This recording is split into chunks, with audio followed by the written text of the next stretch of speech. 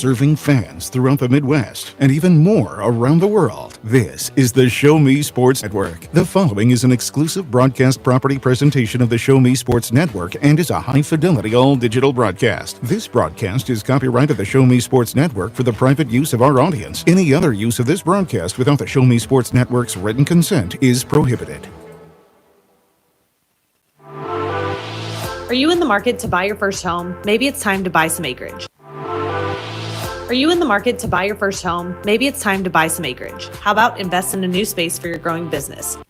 Seeking to express your unique style? How about healthier, clear skin? Look no further than Mary Kay. For more than 60 years, Mary Kay has been offering a wide range of high-quality makeup and skincare products that empower you to shine and stand out in any setting. From luscious lipsticks to vibrant eyeshadows, flawless foundations to glowing highlights, moisturizing serum to blemish and acne regimens, Mary Kay's got you covered. If you don't have a Mary Kay beauty consultant, then I've got you covered. To get your best skin, call me, Cassandra Gazway, today at 417-684-2667 or visit online at marykay.com/Cassandra Gazway. A rematch from last year's championship matchup. The St. Joseph Mustangs look to be crowned the 10-time MINK champions and go to back-to-back, while the Clarinda A's look to celebrate the 70th anniversary with some bling. The A's have had the Mustangs number here, winning 2 of the 3 games here at Eberly Field Municipal Stadium. This feels like a must-win game tonight for the Clarinda A's. The St. Joseph Mustangs have been dominant at home. They've only fell once at home. They have a 17-1 record at Phil Welch. Easton Amelia bringing you coverage of today's action here on the Show Me Sports Network. Game number 1 of this champion series. This is a best-of-3 series, and I was actually able to get an interview with the head coach tonight of the Clarinda A's, Ryan Eberly. I'm here with Coach Ryan Eberly of the Clarinda A's. You guys won this matchup, I bet. You wanted that redemption against St. Joe. What's going through your guys' heads right now? Oh, it's just another opportunity to play another game, and, it happens to be in the championship series. And, the guys got to be excited to do this and get after it and, kind of do what we did last night. Be patient at the plate, take our walks, and don't miss our pitch when we get the opportunity to hit it. And you've been to a few championships in your day as the coach for the Clarinda A's. What are you telling your guys to expect with kind of a little added pressure maybe in the game? Well, that's the thing. You don't add the pressure on them. Tell them to enjoy the game that you're playing, and don't do anything different than you've done throughout the season. And this is a time where if you had a bad regular season, sometimes postseason you can shine. The Clarinda A's are looking for their 7th championship, their last championship coming back in 2013. And they were able to beat the Jefferson City Renegades last night. They got off to a 2-0 deficit. But they fought back. They had a massive 5 spot in the 7th inning, and that kind of propelled them to the victory. They're able to put 2 more in that later 3rd innings, but that was the big switch they needed in order to win the contest. And we'll see if they get down behind. They're a team that's made multiple comebacks. They've made lots of comebacks this year, notably one versus Carroll. They were down 8-1 at one point, found a way to win that game by a 10-9 score. So this team's going to fight back if they fall early. And now they're going to have to face the top dog in the standings, the top seeded, the number 1 seeded St. Joseph Mustangs. And I was able to talk to Coach Johnny Coy about the series. They won the series 4 games to 2 over the A's, and they clinched that last one in the finale, an 11-7 score at home. All right, I'm here with Johnny Coy, the St. Joseph Mustangs head coach. You've been here a couple times. You know what to expect. What are you telling your guys as they get ready for game 1 of this 3-game series? Just don't put too much pressure on yourself. It's just another baseball game. It's a little bit the same atmosphere here because there's not as many fans there as at home. So it'll feel like just a regular game. The only pressure they're going to put on themselves is, it's going to be self-inflicted. So, the guys can play freely and have fun and just enjoy the game of baseball and play carefree and have fun. Yeah, you guys were able to win the season series over the Clarinda A's, 4 games to 2. What'd you like through your team there that's going to propel you to win this championship? Well, every time that we played them, we've had, a different lineup. I play everybody around the same amount. So we're just throwing a different lineup every time. And, guys that are in the lineup are going to be ready to play. And the guys that are on the bench are going to be ready if their number's called throughout the game. But, the regular season doesn't mean all that much now when it matters the most. So hopefully we can come out and have fun and be ready to play some ball. And they were able to beat the Nevada Griffins in 13 innings. That game going down to the wire. Darius Freeman hit a little squibber in front of home plate. Was able to beat it out at first base. That winning that finale in that final inning. 2-1 the final. A big night for both these squads. This could dictate the entire series. So let's meet the lineups. The game number 1 of this best of 3 series. The lineups are brought to you by Cassandra Gazaway, Mary Kay Independent Beauty Consultants. Seeking to express your unique style? How about healthier, clear skin? Look no further than Mary Kay. For more than 60 years, Mary Kay has been offering a wide range of high-quality makeup and skincare products that empower you to shine and stand out in any setting. From luscious lipsticks to vibrant eyeshadows, flawless foundations to glowing highlights, moisturizing serum to blemish and acne regimens, Mary Kay's got you covered. If you don't have a Mary Kay beauty consultant, then I've got you covered. To get your best skin, call me, Cassandra Gazaway, today at 417-684-2667 or visit online at marykay.com/Cassandra Gazaway. We'll begin first for the visiting squad tonight. The Mustangs. Coach Johnny Coy lays out his lineup like this. Leading off the left fielder, Logan Miller. Batting second, the right fielder, Darius Freeman. Batting third, the center fielder, Braden Lukart. Batting fourth, the third baseman, Dom Felix. Batting fifth, the DH, Jack Mosh. Batting sixth, the shortstop, Chris Coy. Batting seventh, the first baseman, Jaden Little. Batting eighth, the catcher, Parker Griffith. Batting ninth, the second baseman, Truden Bodenhausen. And pitching tonight for the St. Joseph Mustangs will be Cade Perkins. And now the lineup for the home team tonight, the Clarinda A's. Ryan Eberle's lineup looks like this. Leading off the center fielder, Lath Holiday. Batting second, the second baseman, Micah Nicholson. Batting third, the first baseman, Drake Cobb. Batting fourth, the DH, Tavon Homelar. Batting fifth, the right fielder, Cooper Knight. Batting sixth, the left fielder, Kane Wilson. Batting seventh, the third baseman, Russo. Batting eighth, the catcher, Clayton Porcia. Batting ninth, the shortstop, Colin Teo. And Steve Spurgeon from Jackson State will get the nod on the mound tonight. The right-handed pitcher just wrapped up his actual collegiate career this spring at Jackson State during that spring season. So he's going to be very smart on the mound. He's been there. He's done that. He's been through the wars college baseball has to offer. So let's see if his experience can help the Clarinda A's. Or will the bats of the Red-Hot Mustangs find a way to get back to where they were, a top offense in the MINK League tonight? Mustangs, A's coming up. First pitch coming up. That brought to you by Izzy Smith Home Remax Green Realty. We're going to take a short break with the national anthem. You're listening to exclusive coverage of Mustangs and A's baseball of the championship series here on the Show Me Sports Network. Since 2018, Han Custom Laser Engraving LLC has been specializing in all things custom, using large format, high-powered lasers with some of the most advanced technologies on the market. Anything can become a canvas. The state-of-the-art system makes quick work of custom engraving on cups, glass, tile, wood, acrylic, metal, headstones with endless possibilities. They also offer custom one-of-a-kind signs that are sure to make your design stand out. Find them on Facebook at Han Custom Laser Engraving or call 573-489-8732 to find out more. Han Custom Laser Engraving LLC, a veteran-owned business. The following public service announcement is brought to you by the Eddie Gaedel Society, Jefferson City Chapter 10, doing little things to make a big difference. Want to make a big difference in your community? Be kind to others, drive safely, and put litter in its proper place. Join us in celebrating Eddie Gaedel's historic Major League appearance as a member of the St. Louis Browns by doing something nice for someone today. Take a walk, Eddie! Last Sentinel Firearms is your federally licensed and registered Type 7 FFL manufacturer dealer in Missouri, providing quality products to all types of sports enthusiasts, law enforcement, and individuals across the nation. Orders are currently being fulfilled, offering custom-built pistols and rifles from the AR platform made right here in Missouri. Visit their website at lastsentinelfirearms.com or call them at 417-684-7202 to find out what they've got for you. Last Sentinel Firearms, you are your last line of defense.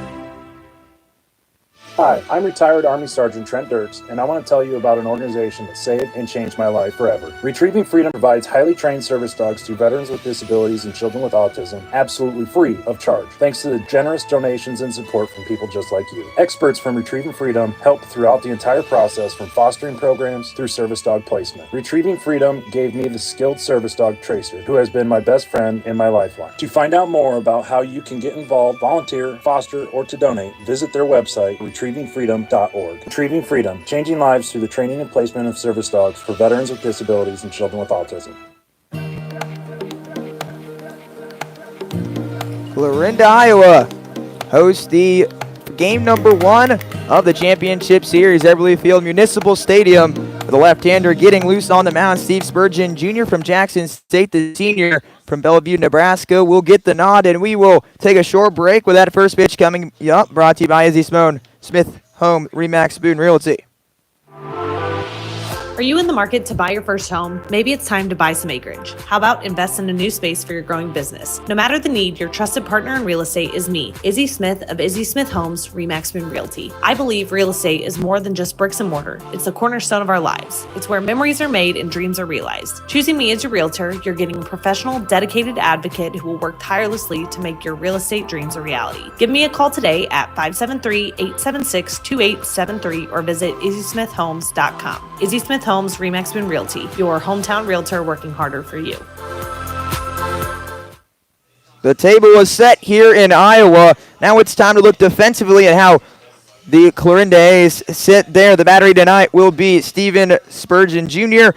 and the Clayton Portia behind the plate at first base. Straight Cobb, second base, Micah Nicholson.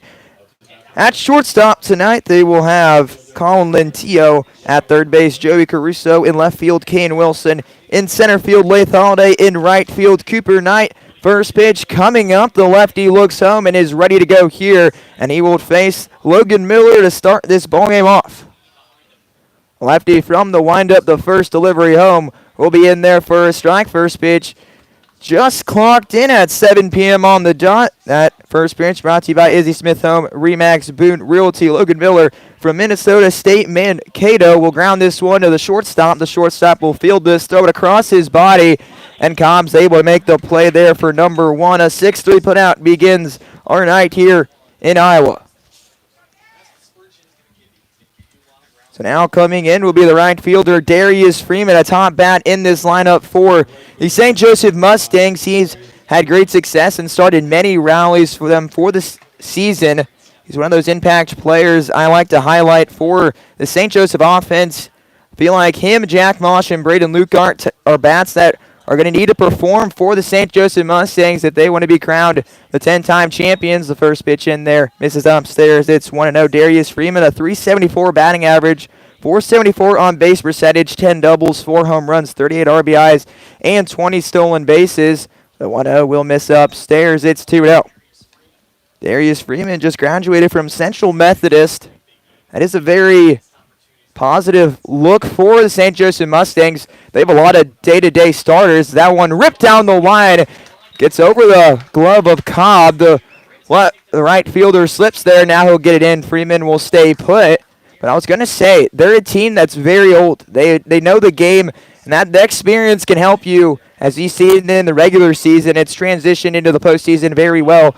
They were able to get some good starts and relief appearances from guys who have pitched a lot of time in that collegiate level. Now tonight, the Clarinda A's have an older guy on the mound, and we'll see if the graduate can find a way to slow the bats down of St. Joseph Mustangs. Darius Freeman rips a single. Now Braden Lukart will step in, the center fielder from Missouri Southern.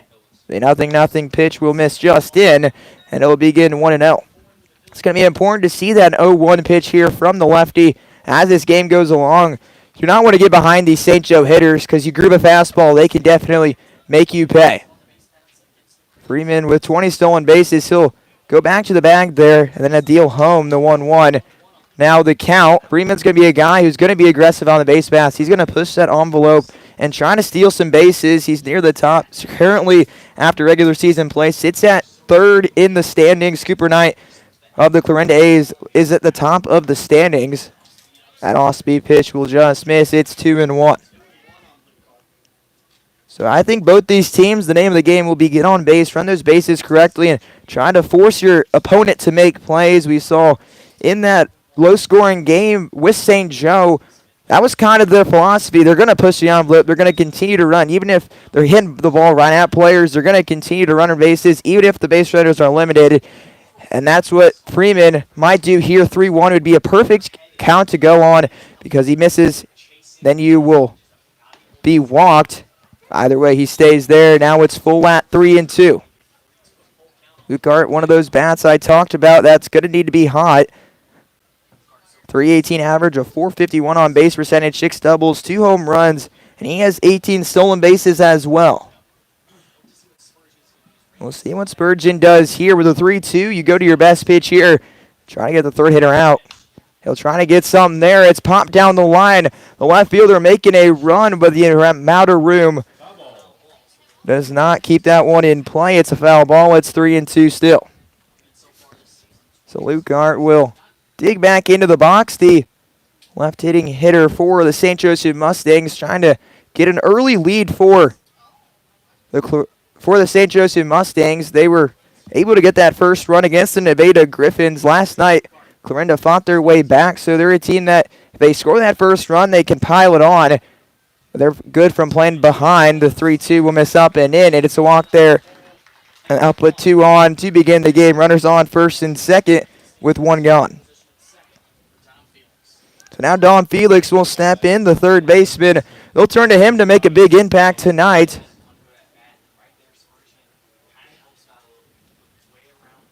So Felix will step in, the third baseman, coming off a multi-hit game against the Nevada Griffins. Had 2 hits in that victory in extras.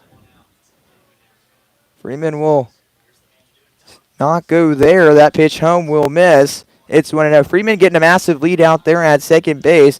Dom Felix batting .288, a .420 on-base percentage, has 34 hits, 11 doubles, a triple, and 33 RBIs to his name. The 1-0 delivery. Freeman does a long hop there. Now he goes back, settles in. The delivery home will miss. It's 2-0. And these are already high-pressure spots here for that left-handed pitcher, Steve Surgeon Jr. The more situations that the Mustangs can get in where he's having to make his best pitches just to keep the game right where it's at will be very crucial to the impact of this game, as there's no throw there on the pickoff attempt.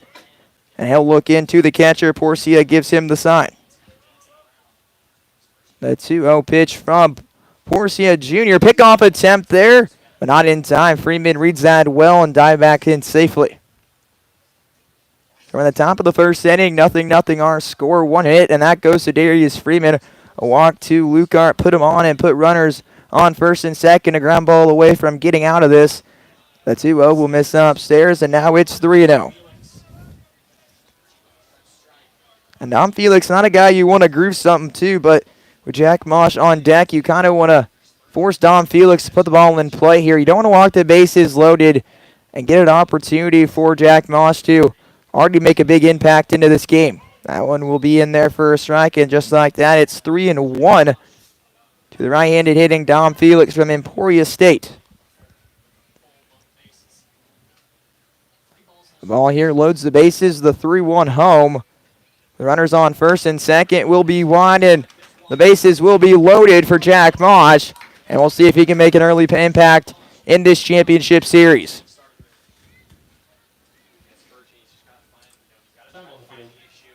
So now we'll see a mound visit here. Maybe it's give you a little break, a breather.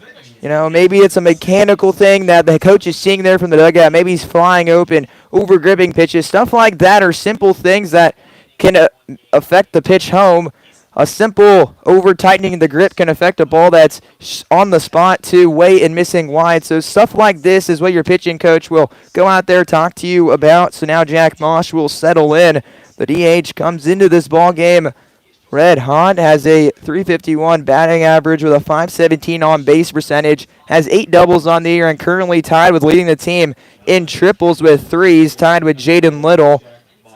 Jack Mosh has 39 hits, and he can add to his RBI total on the year, has 15 coming into this ball game.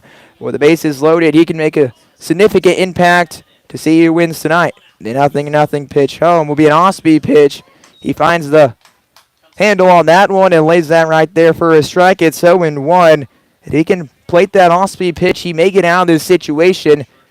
That can be a situation where you get a ground ball in that double play. The 0-1 home. Be a ball that is hit to the left side, chasing towards it, but it will slice out of the reach of the left fielder there. It was a good route there by Wilson, just it was fouled off way too far, and now it's 0-2, and a strikeout away for 2 outs. So now Mosh going to do his 2-strike approach here, sit back, let that ball travel, trying to maybe hit it in between that 5-6 hold and get a single. No balls, 2 strikes. Putting the ball in play here would be very crucial for the Mustangs. The 0-2 home. The ball driven to that left center gap, and it'll get past Kane Wilson. It will score 1. Freeman comes home. Luke Hart coming around him. They're waving Felix home, and he will be safe as that one is in home, but not in time. A bases clearing double from Jack Mosh makes an impact early on, and the Mustangs take a 3-0 lead here early on with 2 hits on the board, and that double adding it on and making those walks come back to haunt you.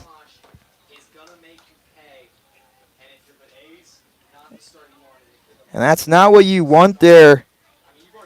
If you're Steve Spurgeon Jr., you don't want to serve something up. You had 2 strikes there. You had some wiggle room to have. You probably want to throw something there off the plate there. Jack Mosh delivers a big swing of the bat, and 3-0 our score here in the top of the first. Chris Coy will step in. That one in there for a strike, and it's 0-1. Chris Coy going to the University of Nebraska, Omaha. Will step in with another RBI situation, and Mosh able to collect RBI numbers 16, 17, and 18 on that swing. The 0-1 home will be in there for a ball. It's now 1-1. And now the biggest thing is you got to find control here. You don't want to groove another pitch to Coy. He's batting .233, a .367 on-base percentage, has 27 hits with a pair of doubles and 22 RBIs, 23 stands on second base, and that one will make the count 2 balls and 1 strike, 1 out on the board. The lefty will get set. He'll look into home there after the clearing base double by Jack Mosh. That one will be in the zone. It's 2-2, and we see him there. He's really doing that off-speed pitch. He's trying to use that as much as possible here. When you try to sneak something past these Mustangs hitters, they'll make you pay, and we'll see where he goes here. 2 balls, 2 strikes. You don't want to throw something that's uncompetitive here. You want to find something that maybe a swing and a miss, a ground ball, something like that, as this one's found to the left side, and it's still at a 2-2 count. So the A's not going to the pen here early on as of right now. Nobody warming up with the 3-0 lead in favor of the St. Joseph Mustangs. The lefty will get set. He'll look to second base and now dig in and go home. A 2-2 pitch swung on and missed there by Coy for out number 2, and that's the first strikeout of Spurgeon's afternoon. So now Jaden Little will step in. Batter number 7 coming up. The first baseman from Lincoln University can make another impact here. A 4-run lead early on. Could be a gut punch to the Clarinda A's here and make you just have to fight even harder just to get back into the ballgame, let alone win. So Mosh gets his lead off a second. The 0-0 pitch. Home will be on the outer half, just missing right in that river. He's been trying to get that off-speed pitch to flip over, catch that outside part of the plate, but he was unsuccessful there. Now we'll try to find one here and get back into the count 1-0. The 1-0 delivery, the ball driven in the left center gap again, and that will split the outfielders there. Mosh comes home. Little heading to second base. The tag will be in time, but that will score the run. And a single there off the bat of Jaden Little, and they add another 4-0 to score here after the top of the first inning. We're making our way to the bottom of the first where the A's bats need to get up and tie this ballgame up sooner. The St. Joseph Mustangs may run away with this one very early and end it early here in Clarinda, Iowa. Heading to the bottom of the first inning, you're listening to exclusive coverage of A's and St. Joe Mustangs baseball here with the championship series on the Show Me Sports Network. The Boone County Journal is the hometown newspaper of Ashland and Hartsburg since 1969. We know you're busy. Let us keep up with Southern Boone happenings for you. We cover social events, school sports, local government, Southern Boone history, obituaries, and more. Subscribe to the Journal today and get the paper delivered to your mailbox every Wednesday. Digital version also available. Call 573-657-2334 or visit bocoyo.com. Independent and veteran owned. Listening to to express your unique style? How about healthier, clear skin? Look no further than Mary Kay. For more than 60 years, Mary Kay has been offering a wide range of high-quality makeup and skincare products that empower you to shine and stand out in any setting. From luscious lipsticks to vibrant eyeshadows, flawless foundations to glowing highlights, moisturizing serum to blemish and acne regimens, Mary Kay's got you covered. If you don't have a Mary Kay beauty consultant, then I've got you covered. To get your best skin, call me, Cassandra Gazway, today at 417-684-2667 or visit online at marykay.com/Cassandra Gazway.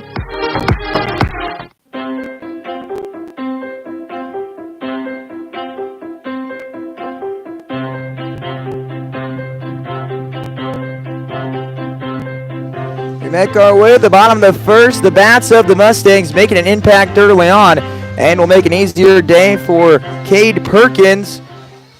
Left-handed pitcher from SEMO will get the nod here for the Mustangs, and he will come in comfortable. The offense coming out and firing 4 runs there in the first inning.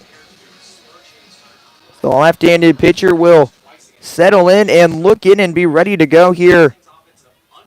He will come into this ball game. He started 4 games on the year for the Mustangs, has a 2-1 record. He's completed 29 innings with 29 strikeouts, a 2.17 ERA on a .93 WHIP. And he wrapped up his junior campaign there at SEMO, and he is ready to go and looks into the sign. Leith Holiday leading this inning off. The first pitch home will be in there for a strike. It's 0-1. Now looking at the defensive lineup for the St. Joseph Mustangs behind the plate tonight, they will have Parker Griffith as that 0-1 pitch is swung on and missed there by Leith Holiday. First base, Jaden Little. At second base tonight, they will have Truman Bodenhausen. At shortstop, Chris Coy. Third base, Dom Felix. In left field, Logan Miller. In center field, Brandon Lucar and Darius Freeman there in right field. As Perkins wastes no time, gets his first strikeout of the day, and Leith Holiday goes down with a strikeout. And that is what you want if you're St. Joe. Have your starting pitcher locked in and your bats locked in here early on. Micah Nicholson will step in. After a long first inning, we'll see the A's can find a way back. Leith Holiday goes down via a strikeout. The 0-0 pitch to Nicholson will be low in the dirt. It's 1-0. Nicholson will dig in for his first at-bat. 281 batting average, a 390 on base percentage, 25 RBIs. This one plated towards the first baseman. A flip there by Little, and Perkins over there for out number 2. Came into this ball game with 36 hits, 6 doubles, and a homer. And they'll need some offense here early on with Drake Cobb stepping in. Drake Cobb will step in with a .468 batting average, a .601 on base percentage, has 10 doubles, 65 hits, 2 triples, and 3 home runs, 41 ribbies on the year with 39 walks. Maybe after this ball game, he'll have 40 walks and over 65 hits heading into game number 2. Is that one off the plate and misses? It's 1 ball and no strikes. And Perkins now can attack freely. He's going to be able to maybe throw a groove fastball middle, and force you to hit the ball and put the ball into play. He's going to be comfortable on the mound. We've already seen him fire those pitches in the zone and be ahead of hitters as there he evens the count. 1 ball and 1 strike.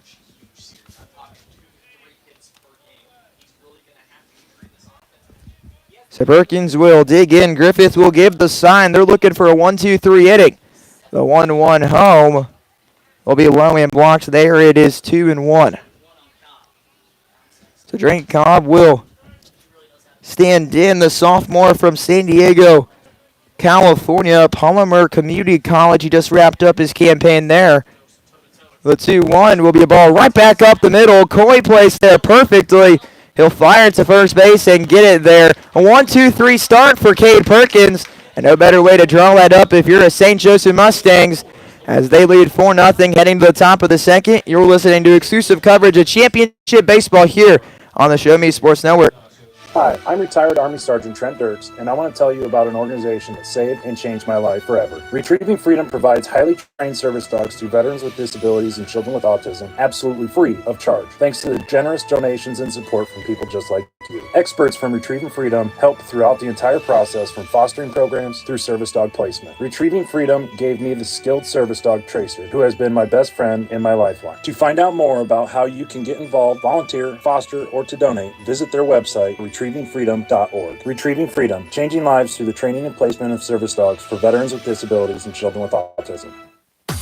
Riverville Christian Academy has been providing a strong biblical foundation and academic excellence within a Christian environment to students for more than 16 years. Located in Jefferson City, Riverville Christian Academy offers kinder prep through 8th grade. Riverville Christian Academy's primary goal is the discipleship of the next generation to impact the world for Christ. Average class sizes are just 16 students, with a student body composed of families from over 30 area churches. Kinder prep offerings include 3 and 5 full-day sessions, with kindergarten offering a half-day and full-day program. To find out more about Riverville Christian Academy, call them at 573-634-3983.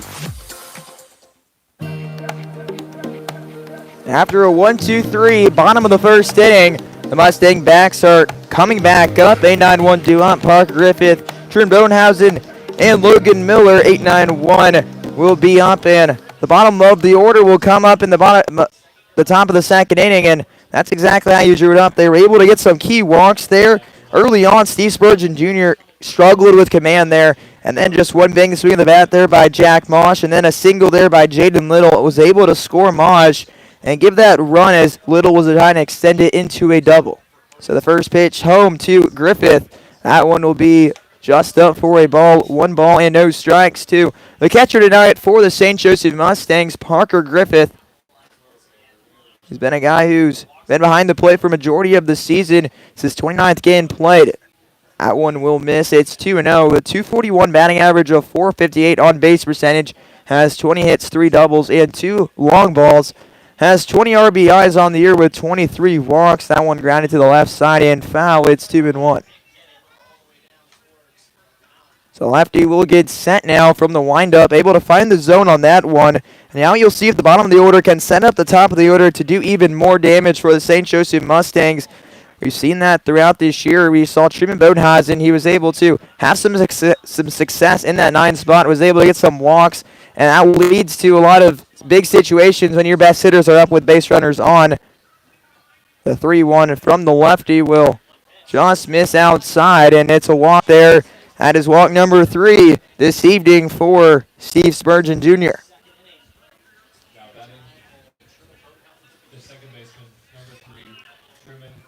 And coming into this contest, the St. Joseph Mustangs have struggled in that first game of the championship series. They have not won that game one since 2021.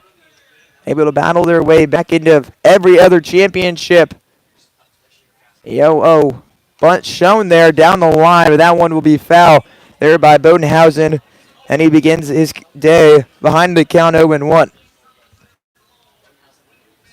So Bodenhausen will get his bat back up, and we'll see probably a swing here incoming after he already showed that car of laying down a bunt.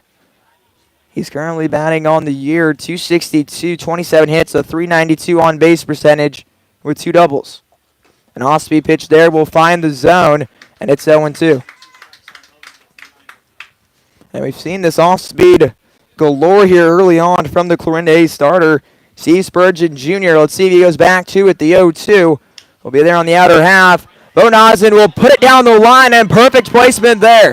He'll turn the corner and make his way to second base. A stand-up double there for Bodenhausen, and he's able to earn double number 3 on the year and set up a situation for the leadoff hitter tonight, Logan Miller, with runners on second and third here in the top of the second inning. Nice piece of hitting there, able to get the barrel to that, drove it right to that right field gap, and there was really no chance there for that right fielder to get to it. Cooper and I had the best route he possibly could, wasn't able to get there, and that's now where the Mustangs will try to attack even more. 4-0 lead and looking for more with nobody out and runners on second and third. You wonder how long until the A's will have to come in and try to cut that runoff on home. That one will be fouled off and out of play. No balls and 1 strike. Now we'll see already early on, we do see some action there in the bullpen. So I want to say that will be Clay Hedges there warming up there in the bullpen, trying to get loose as fast as possible and set up a situation where maybe he comes in and he can get a large chunk of this game out of the way. Not the start you were predicting for the A's. And 0-1 home will be an off-speed pitch, and he gets that outside part of the plate there for a strike. We've seen him try to flip that off-speed pitch from that corner, from that chalk and finish it right on that outside edge. He gets the call there. Now he's ahead in the driver's seat 0-2. The 0-2 will be just upstairs. It's 1-2. And even though that wasn't a pitch that he swung at, it's great execution there. We've seen him throw too many strikes. I know that's hard to say here early on. When you're ahead in the count, you don't have to give him something pretty to hit. As he'll foul this one off, it's 1-2. St. Joe has done a really good job here battling at the plate. Say they are 0-2. They keep that same approach, and they've drove it to both the gaps. They're Bodenhausen able to put one down that right field line. He'll look in for the signs. The catcher, Porcia. The 1-2 will be blocked there, a big block there, and it's 2-2. So we've already seen him kind of adapt in the situation. Now he's kind of wasting some more pitches, throwing high fastballs, trying to raise your eyes, and then goes there with a curveball in the dirt there. There was no swing there, but you kind of see that adaptation on the mound. The 2-2 will just be in there, and it's 3-2. A nice pitch there. Almost froze there, Logan Miller, but he will stick alive in the count at 3-2. So 3 balls, 2 strikes. Delivery home from the lefty. The ball right back up the middle. Holiday will track that down. A tag there by Griffith. It will do the job there. A deep fly there from Logan Miller. With Holiday able to catch it, but they put one more across. 5-0 out of the gate here for the St. Joseph Mustangs. That's the situational hitting that's going to come into play here. You just have to put that ball in the air, put it deep enough where you're going to do the job, get a run across there, and now Darius Freeman stepping in. He singled his first time around and came around to score right after that on that double hit by Jack Mosh. So that leadoff walk come back to haunt the Clarinda A's. They've had 3 walks on the day, and all 3 of those have scored. So Freeman will dig in from the left side. The lefty will throw this one in there, and he'll waste no time. Swing at the first pitch. Coming up, shooting will be Knight, and there will be no point at the plate with them holding Bodenhausen there at third base. So a 2-for-2 night now for Darius Freeman, and they just continue to pour on to Steve Spurgeon Jr.'s day. And now they're in another situation where they're 90 feet away from adding another. So now Braden Lukart will step in, a walk in his first time around, and was able to score again on that Jack Mosh double. And Freeman did not go, and he will waste no time to go here. The off-speed pitch will miss it, and stolen base number 21 on the year for Freeman there as he glides into second base easily with a 1-ball, no strike count. So now you're 180 feet away from making this game 7-0 and already out of reach for the Clarinda A's. That one will be fouled off, and it's 1-1. So 1 ball, 1 strike, 1 out.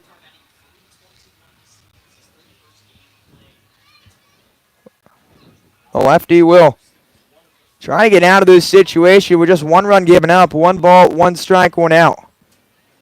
He'll deal home, missed that one away. It's 2-1. We saw this yesterday early on. The Renegades were getting in spots where they were just a hit away of making that gap even wider. But great pitching there by Luke Spencer, able to keep it right where it's at. And one big inning by the Clarinda A's were able to win that matchup. The 2-1 swung on a miss there. It's 2-2. So Braden Lukart digs in now with a 2-2 count. 1 out on the board. 5 hits today for the St. Joseph Mustangs. 2 of those being extra base hits. 2 doubles on the day with 3 singles. The 2-2 home from the lefty will be a pop-up there. The shortstop will make his way back. Left fielder right behind him, but the shortstop will make the catch there. A nice effort there from Colin Lentillo for out number 2. And that's exactly what you wanted there. It's exactly how you drew it up. You want him to pop themselves out, pop-up strikeout, or what you want in that situation. You get that. Now you got to execute. You got to get Don Felix out. You don't want to give a free pass and set up another big situation there for Jack Moss, who already delivered once. So he'll look in here with Freeman on second base. He has the speed. He'll score on a single there if it's hit deep enough. The 0-0 pitch home will be an off-speed pitch that finds zone there. And he'll be 0-1 to Dom Felix. Felix had a walk and later scored. Put a 4-spot there in the top of the first. They've put one up in the second. And a single away from Addin Moore. The 0-1 pitch home will be in the dirt there. And he misses. It's 1-1. So ball and a strike there from the left-handed pitcher, Steve Spurgeon Jr., trying to settle in and rally the troops and find a way out of this inning. The 1-1 home will miss in again. It's 2-1. So we saw him earlier trying to go that outside part of the plate, try to flip an off-speed pitch.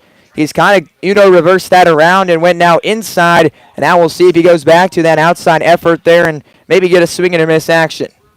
2 balls, 1 strike, 2 outs. Runners on second and third. The delivery home blocked there by Porcia. And this is a stadium where your catcher needs the block. You can't let anything pass you. One ball that goes past you can lead to a run or an extra 90 feet. In this case, would be a run in an extra 90 feet. So 3 balls, 1 strike. A ball away from loading the bases up again for Jack Mosh. The 3-1 delivery home. A ball hit right back up the middle. Lentillo will feed it. He throws it across in time. And a nice play there by Lentillo ends the inning. The Mustangs put one more across there in the top of the second. They're able to get a leadoff walk and come around to score. We make our way to the bottom of the second inning where the A's trail the Mustangs 5-0 in this championship series. You're listening to exclusive coverage of MINK baseball here on the Show Me Sports Network. Power equipment is always cool, always.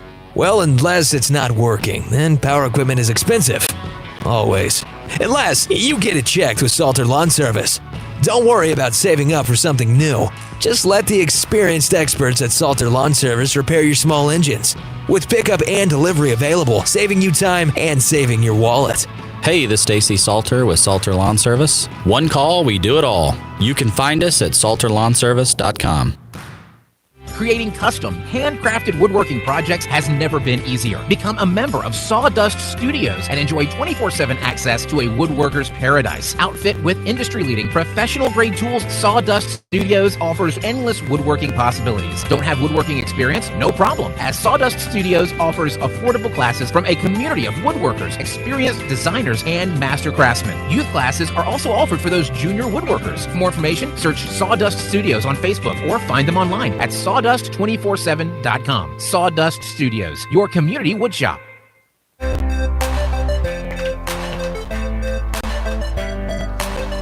And we are off and running. Bottom of the second inning. The St. Joe Mustangs lead 5-0 as we are entering with nobody out and nobody on. That pitch will miss the zone. It's 1 ball and no strikes to Tavon Humalar, who's leading this inning off 4-5-6 after a 1-2-3 inning there in the first from Perkins. This one will find the zone again, and it's a strike. So now Humalar down early to Perkins. He's been a guy who's filled up the zone all year long. But now with that cushion, you really don't have anything to worry about. There's no 5-run swing of the bat in this ball game as that one will miss. It's 1-2.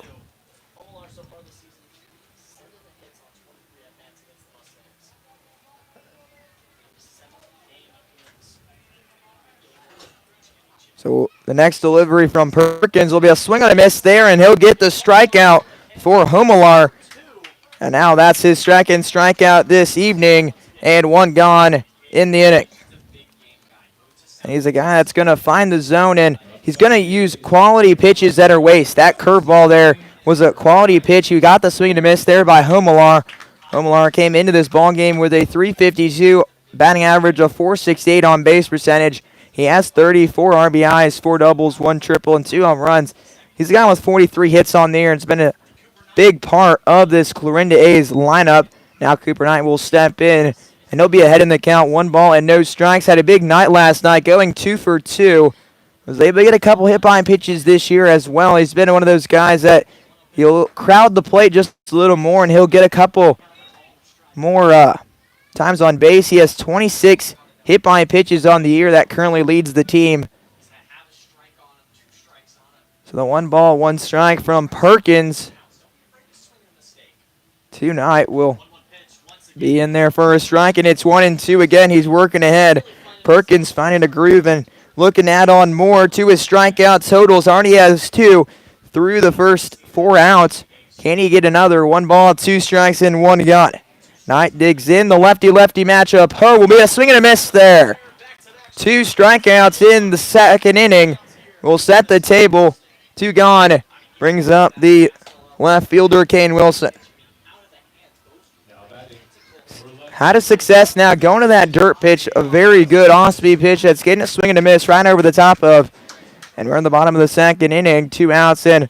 Looking for back-to-back 1, 2, 3 innings. 2 strikeouts already in the inning. That one will be in there for a strike. No balls and 1 strike. Waste no time to find the zone there. So what? No, nothing in 1 with 2 outs. The pitch home will be a pop-up down the line. Freeman will call it off the bat. He sees it, and he's able to make the grab. Back-to-back 1, 2, 3 innings there for Perkins, the St. Joseph Mustangs starting pitcher. And they groove on to the top of the 3rd inning in style. 5-0 to score with 5 hits on the board. So Perkins giving up no hits in back-to-back 1, 2, 3 innings. You're listening to MINK Championship Baseball here on the Show Me Sports Network.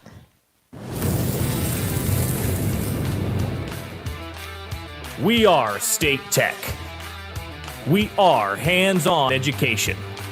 When you choose the #1 two-year college in the country, you know you will be ready for your career. That's why at State Tech we say, from the classroom to your career, we are the employer's choice. We are State Tech.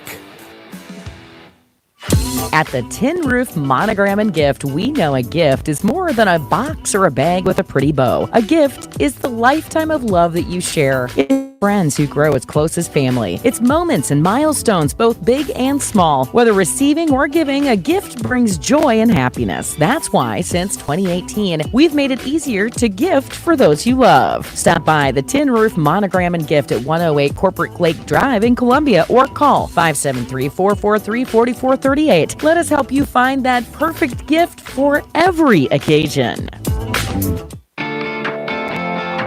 So not the start you wanted there. If you're the Clarinda A's, they already entered the pen here. Steve Spurgeon Jr. only able to give you 2 innings, and now they'll turn towards the pen with Clay Hedges coming on the mound in relief. The right-handed pitcher from Angelo State, the freshman from Fremont, Nebraska, will settle in and try to find a groove and try to be a long reliever here. He's been a starter here in the past for the Clarinda A's, and that's kind of what you'll need. You'll need a start here. That was basically a relief performance there, going 2 innings. Is he able to eat up 3, 4, 5 innings? That sets the table then for, okay, now we have more relief pitchers coming up for tomorrow's action and the game further if necessary on Saturday.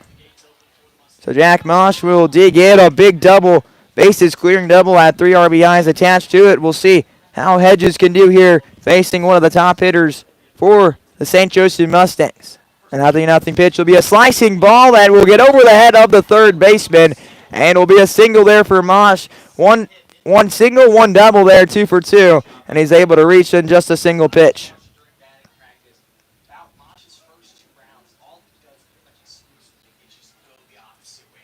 So now Chris Coyne will step in after Jack Mosh finds his way on. He's now stepping into a situation where they're just looking to pile it on. They've had base runners in traffic through the first 2 innings, and here nothing different as the righty will dig in. That one misses upstairs. It's a ball in, no strikes to Chris Coy.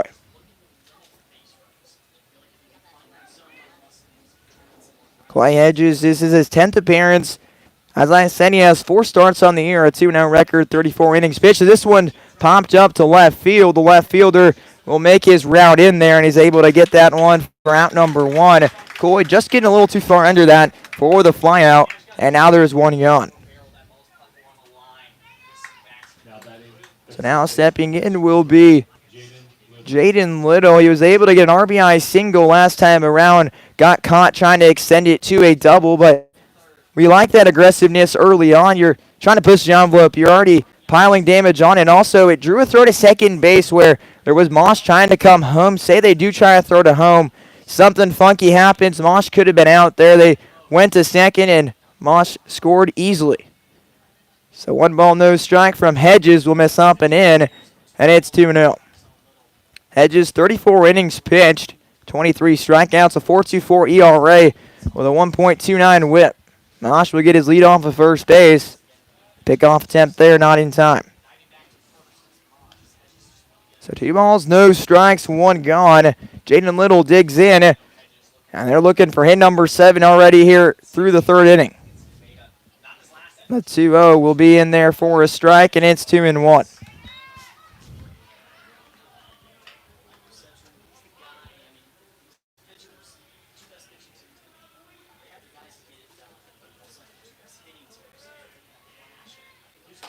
That one will be swung on and missed there by Little.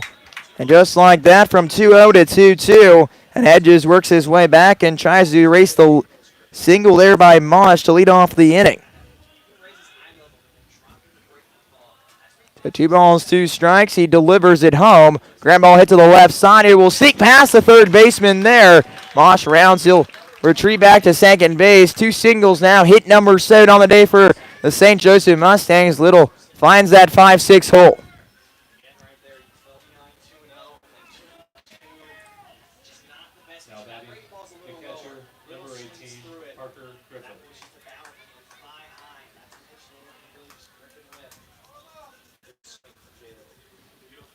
So now Parker Griffith step in, a walk, and later scored his last time around. The bottom of the order set the table for that lone run. It was a walk and then a double there by Truman Bodenhausen. So the runners on first and second base. Hedges trying to get a 0 the first time for the A's. That one swung on and missed there by Griffith. It's 0-1. Griffith's going to be a hitter that's going to swing at the ball if it's there. He's not going to expand the zone here. He's going to find a way to get that pitch count up as well. That one off the hands there. The shortstop will dig in. He'll have to go across the infield there. No play at second base, and they'll get the out there at first. And now 2 gone off that throw by the shortstop, Colin Lentil. A lot of action over there by that shortstop. He's already had a couple of plays there and has flashed a glove multiple times there. And has played good defense this year for the Clarinda A's, making some nice plays in yesterday's contest to lead to that victory. Now 2 outs. Stepping in will be Truman Bodenhausen. 0-0 pitch from Hedges. They'll miss away. It's a ball and no strikes. RBIs galore here, and traffic on the base paths for the St. Joseph Mustangs. As Hedges looks for his first 0, the Mustangs have had big hits through this game already. They had a bases clearing double, and then a double by Truman Bodenhausen early on. So they continue to pour the extra base hits in big situations. That one will miss in. It's 2-0. And we already saw the starting pitcher, Steve Sporgen Jr. He got behind the St. Joseph Mustangs hitters. It's not the cards you want to play here. So when you group a fastball, they can make you pay. The 2-0 will be driven down the line, but slices out of play. It's a ball. Say a strike and 2 balls. A little rodeo action to the left of this field. Lots of traffic coming through in this Clarinda area. 2 big things coming around town. Right now, you were focused. 5-0 the score here. 2-1 count with 2 outs. Runners on second and third. The Osby pitch will miss up and in. It's 3 balls and 1 strike. 3 balls, 1 strike. Hedges, you don't want to walk the bases loaded for the leadoff hitter, Logan Miller. Miller's been a consistent guy who's been able to find ways on and drive the ball. A 3-1 will miss upstairs, and just like that, a walk there. And the bottom of the order finds a way to get the job done and sends it to the top with runners on all the bases for Logan Miller. And he'll step in with an RBI situation at hand. So Logan Miller delivers. During the season, he has 12 RBIs on the year. Started rallies at the top And now if you see, can he do the job and send this lead to a bigger lead as this one's hit to Nicholson. He'll field it. And a nice clean play there, a 4-3 put out. And Hedges erases all those base runners with a bases loaded situation for the St. Joseph Mustangs. We make our way to the bottom of the third inning. 7 hits tonight for the St. Joseph Mustangs. As you're listening to exclusive coverage of MINK League Championship Baseball on the Show Me Sports Network. Hello, Blake Gazaway here with the Show Me Sports Network. I've had the opportunity to have some amazing calls, including overtime touchdowns, walk-off home runs, and buzzer-beating baskets. But I've answered another call. That's to serve my community as a volunteer firefighter. Stop and think what would happen if your home or property caught fire and no one was there to put it out. Every day, volunteer firefighters not only save lives and property, but also respond to other emergencies. Nearly 2/3 of our nation's fire departments are manned by volunteer firefighters. And because of this, we simply need more volunteers to step up and answer the call. Stop by or contact your local fire department and see how you can become a volunteer firefighter today. I answered the call to serve my community. Will you? Throughout the course of any game, different actions stand out to different people. But everyone remembers a walk-off, especially if it's a walk-off wood bat. Handcrafted right here in Missouri, Walk-Off Wood Bat Company bats are made with premium grade maple, ash, and birch, fully customizable to make it truly yours. From the length and weight to the barrel and handle color, you're able to customize every feature of your wood bat, including personalized engraving with a 45-day warranty. In addition to selling custom handcrafted bats, they also offer a selection of bat accessories, including lizard skin bat grips and batting gloves. To help find your confidence at the plate, give Walk-Off Wood Bat Company a call at 816-261-1014 or visit wowbats.com. Now Joey Caruso will step in. His first 6 go down in order. And now the bottom half trying to send it to the top as they try to chip into this 5-0 deficit. The first pitch in the inning will miss. It's a ball and no strikes. It's Joey Caruso, and then following Clayton Porcia and Colin Teo. The 1-0 will be in there for a strike, and it's 1-1.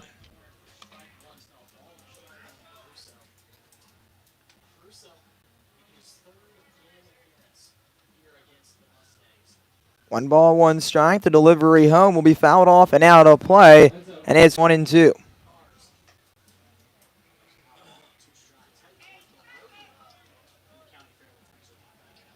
So 1 ball, 2 strike. Perkins already looking for strikeout number 4. And to get the job done, the 1-2 home. A ground ball hit to the right side. The second baseman, Bodenhausen, will field it and just get it there at a reasonable manner. And they're out number 1. The first 7 retired in order. And now stepping in will be Clayton Porcia.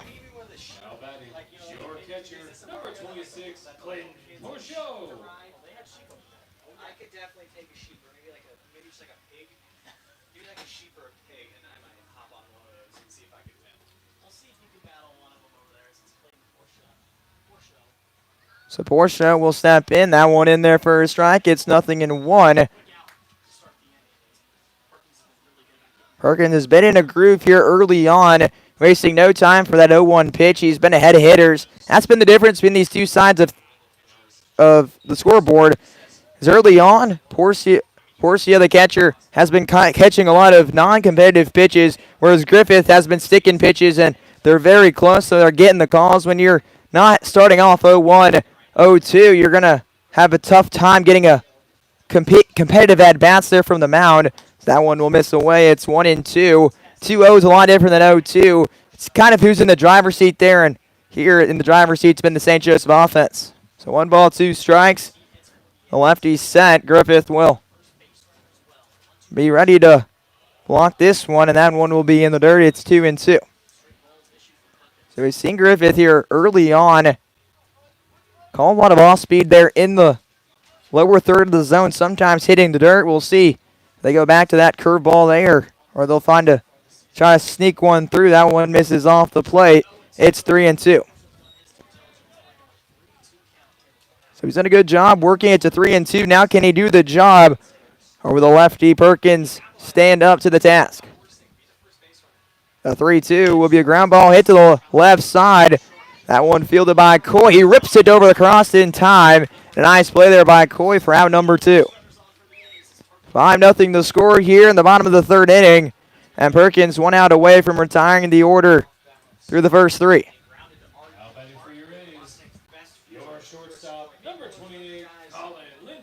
So Colin Lentillo steps in. And just 1 out away from retiring the first 9 in order. They're still looking for that first base runner. The Mustangs have had traffic all day long. They've had 7 hits on the board along with 3 walks. And they'll appeal to first base. They'll say he went around, and they'll be in it behind the count at 0-1. No balls, 1 strike. Milwaukee getting set and trying for another 1-2-3 inning and make it 3 consecutive. He'll get back onto the rubber. Lentillo's played very good shortstop here during this postseason run for the Clarinda A's. It's been a staple there. It's been a weapon with the glove. The 0-1. Be an off-speed pitch that catches the zone, and it's 0-2. And again, we see another 0-2 pitch. Can he capitalize again? No balls, 2 strikes. The 0-2 will miss upstairs there and almost gets a bite, but does not. It's 1-2. And that's also been the difference. 0-2, you're not afraid if you're Perkins to try and get that strikeout pitch where early on Steven Spurgeon Jr. was maybe given too good of a pitch, and the Mustangs were able to capitalize. Even if they were behind in the count, they were given a 2-0 pitch that was right there. The 1-2 will just miss low. It hits 2-2. We already see this bottom of the order finding some sort of read. They're doing a good job of taking pitches that are close, and that's working. Counts up, and they'll see the top of the order can do that with maybe 2 outs, or well, that's starting the 4th. That one grounded to the up the middle. The chopper fielded by Coy. A nice play there. Back-to-back plays there by Coy for outs. A nice shortstop making a nice play. So we're making our way to the top of the 4th inning. 5-0 our score in favor of the St. Joseph Mustangs as they look to be 10-time champions and do that by winning game number 1 here in Clarinda. MINK Championship Baseball can be found on the Show Me Sports Network. We're going to take a short break. Automotive and Tire Services, proudly serving the Ashland community and southern Boone County area. Servicing all makes and models of vehicles, customer satisfaction is their top priority. If your vehicle leaves you stranded, no need to worry, as Renz Automotive offers 24-hour towing services. To schedule an appointment, call 573-657-4614 or stop by and see Terry, Peggy, Derek, and the crew at 124 East Broadway in Ashland. Renz Automotive, your full-service automotive repair shop for over 70 years. Are you in the market to buy your first home? Maybe it's time to buy some acreage. How about invest in a new space for your growing business? No matter the need, your trusted partner in real estate is me, Izzy Smith of Izzy Smith Homes, Remax Moon Realty. I believe real estate is more than just bricks and mortar. It's the cornerstone of our lives. It's where memories are made and dreams are realized. Choosing me as your realtor, you're getting a professional, dedicated advocate who will work tirelessly to make your real estate dreams a reality. Give me a call today at 573-876-2873 or visit izzysmithhomes.com. Izzy Smith Homes, Remax Moon Realty, your hometown realtor working harder for you.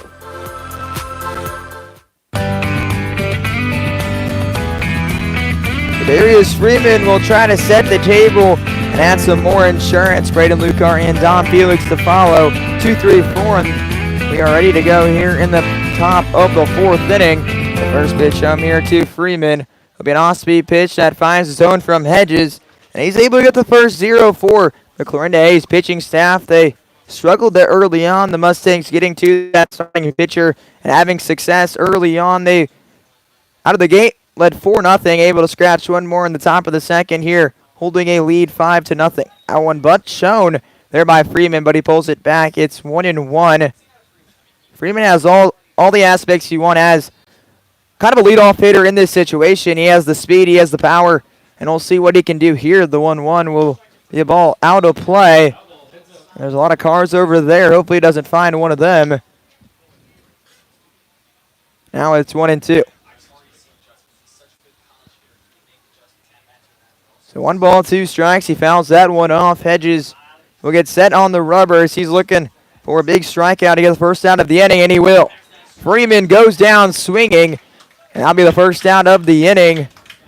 And the first time Freeman's went down, he had 2 singles coming into that at-bat. He had a single in the first and a single in the second. Now stepping in will be Braden Lucar with 2, 3, 4 due up. The heart of the order.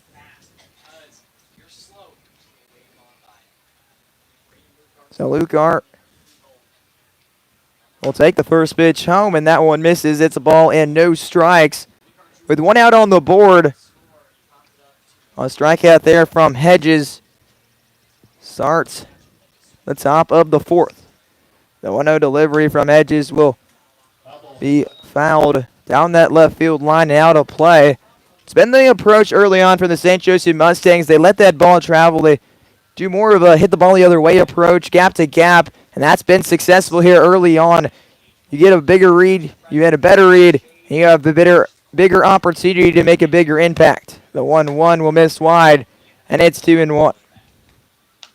So 2 balls, 1 strike, and 1 gone. Luke Art will put that back foot in the back of the chalk with 2-1 to count. We've already seen a few walks from the A's pitching staff that have came back to haunt them there. They're finally able to get that leadoff hitter out, and that one will miss away. It's 3-1. So 3 balls and 1 strike to Braden Luke Art.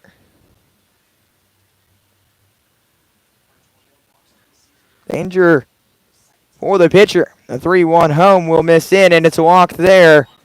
And Luker will make his way down on the walk.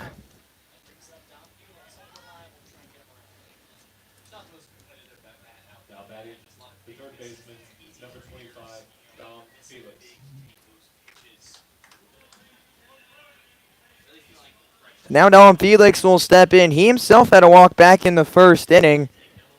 Now a runner on first base. Luke Hart's not a guy who's going to stay put. He's going to push the envelope and try to make his way into second base. We already saw Darius Freeman snag a bag in this contest. That one will miss in and run in. It's a ball in, no strikes.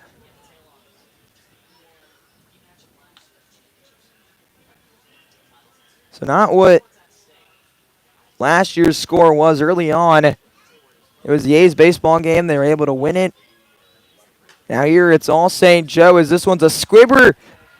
The second baseman Nicholson will have to field it in the forehand, and he'll get it over there in time. The squibber almost causing some trouble, but Nicholson able to make the grab in the second out of the inning.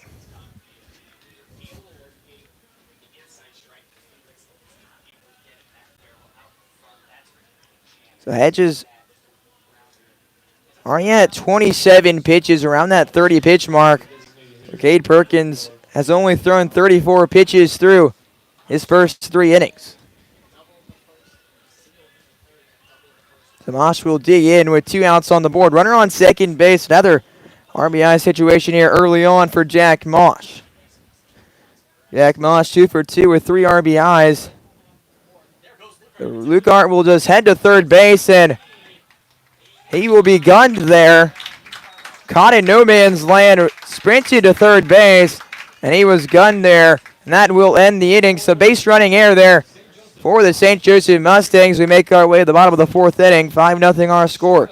You're listening to exclusive coverage of Mink League Championship Baseball here on the Show Me Sports Network. The Boone County Journal is the hometown newspaper of Ashland and Hartsburg since 1969. We know you're busy. Let us keep up with Southern Boone happenings for you. We cover social events, school sports, local government, Southern Boone history, obituaries, and more. Subscribe to the Journal today and get the paper delivered to your mailbox every Wednesday. Digital version also available. Call 573-657-2334 or visit bocojo.com. Independent and veteran owned. Seeking to express your unique style? How about healthier, clear skin? Look no further than Mary Kay. For more than 60 years, Mary Kay has been offering a wide range of high-quality makeup and skincare products that empower you to shine and stand out in any setting. From luscious lipsticks to vibrant eyeshadows, flawless foundations to glowing highlights, moisturizing serum to blemish and acne regimens, Mary Kay's got you covered. If you don't have a Mary Kay beauty consultant, then I've got you covered. To get your best skin, call me, Cassandra Gazway, today at 417-684-2667 or visit online at marykay.com/Cassandra Gazway. There's no better way to celebrate a special event or show someone just how important they We'll make our way to the bottom of the 4th inning with the top of the order due up. Wade Holiday, Micah Nicholson, and Drake Cobb An uncharacteristic base running malfunction there from the St. Joseph Mustangs, ending that top of the fourth inning. Now Wade Holliday, the leadoff hitter, was unable to reach the first 9, go down in order as he's been locked in and has had a comfortable lead from the get-go. Not many too competitive pitches here early on. That one misses. It's 1-1 the count. I should have said not many critical pitches. Early on we saw the left-hander Steve Spurgeon Jr. had a lot of pitches that needed to be strikes. They needed to be somewhere near the zone with the bases loaded. This one's hit to the right side. Freeman will make his way back, and he's just able to make the grab with the very end of the glove. And a nice grab there by the right fielder to make out number 1. Holliday had himself a triple there as he was in a full sprint there and was that man at second base when Freeman caught the leather on it.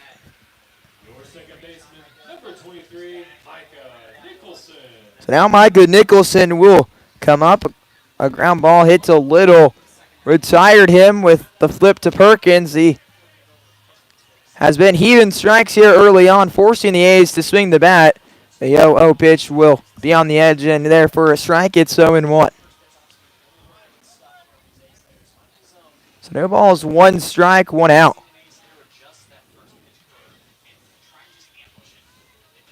So the 0-1 will be a check swing there. They'll peel down the line. They'll say he does not go around, and it'll be a 1 ball, 1 strike count. So early on here, the A's struggled to really work the count. Now we see them getting into those more 3, 4, 5 pitch at-bats, and that's going to be the reason they find a way to break that score. As this one called a strike, and it's 1-2. A very close call there. Nicholson now liking that one, but Perkins in a groove and looking to get the job done with 1 out on the board and looking for strikeout number 4. The lefty set, he'll fire home. An off-speed pitch out on the edge, and he misses, and it's a 2-2 count.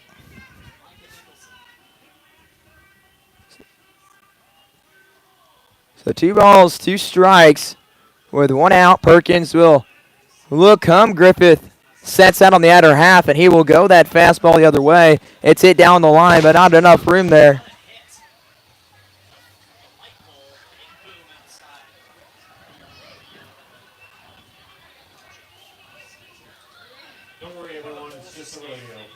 So the rodeo over there has a big boom. So 2 balls, 2 strikes. That one down the line there from the right-handed hitting Micah Nicholson. The 2-2 home will be a ball that he lunges at, and it gets over the head of Coy. And that's how the A's will get their first hit of the ball game. He lunges at that one with the butt out. He's able to get the barrel to it and pokes it over the head of Chris Coy. And now there's a runner on with 1 out on the board. 5-0 our score.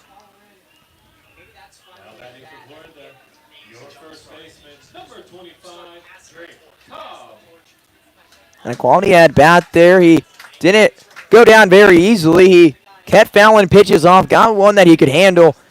Was able to get the barrel to it, drive it to left field. Now we'll see if Cobb can do some more damage. This one a high fly ball. The center fielder will get camped under that to make the grab for out number 2.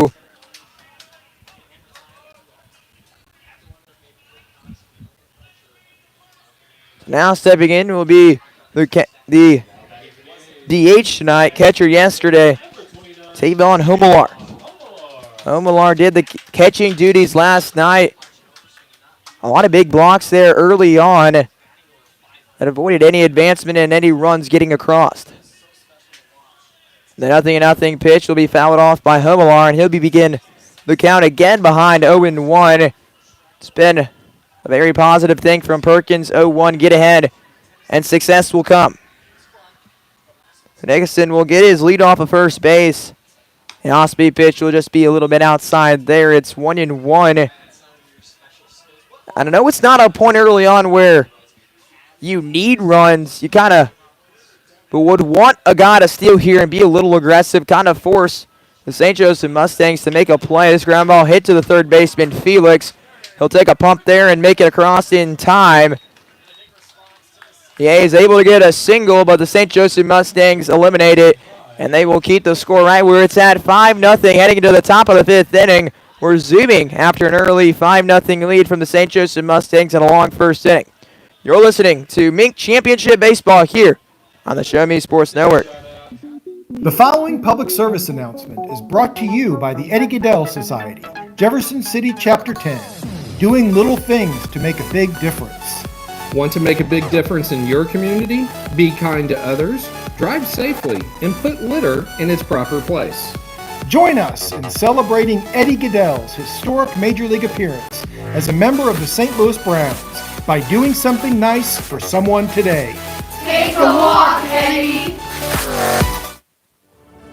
Last Sentinel Firearms is your federally licensed and registered Type 7 FFL manufacturer dealer in Missouri, providing quality products to all types of sports enthusiasts, law enforcement, and individuals across the nation. They're currently being fulfilled, offering custom-built pistols and rifles from the AR platform made right here in Missouri. Visit their website at lastsentinelfirearms.com or call them at 417-684-7202 to find out what they've got for you. Last Sentinel Firearms, you are your last line of defense.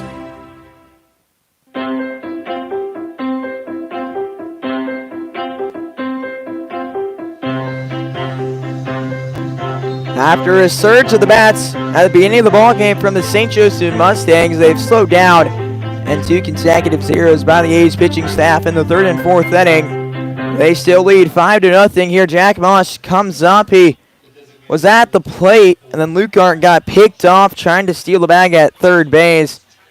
Was just trying to force that A's team to make a play there. They stood up to the task with the throw to third base. The tag applied, so Mosh will step in. Mosh 2 for 2 on the night, a single and a double. And that one will miss low. It's 1-0. Was able to drive a double and split the outfielders, the left and center fielder. His single, I should say, he smacked it down that left field line. He's a guy that's going to let that ball travel and put that barrel and maybe try to sneak one the other way. That one will find the zone. It's 1-1. Hedges finds a way to equal the count.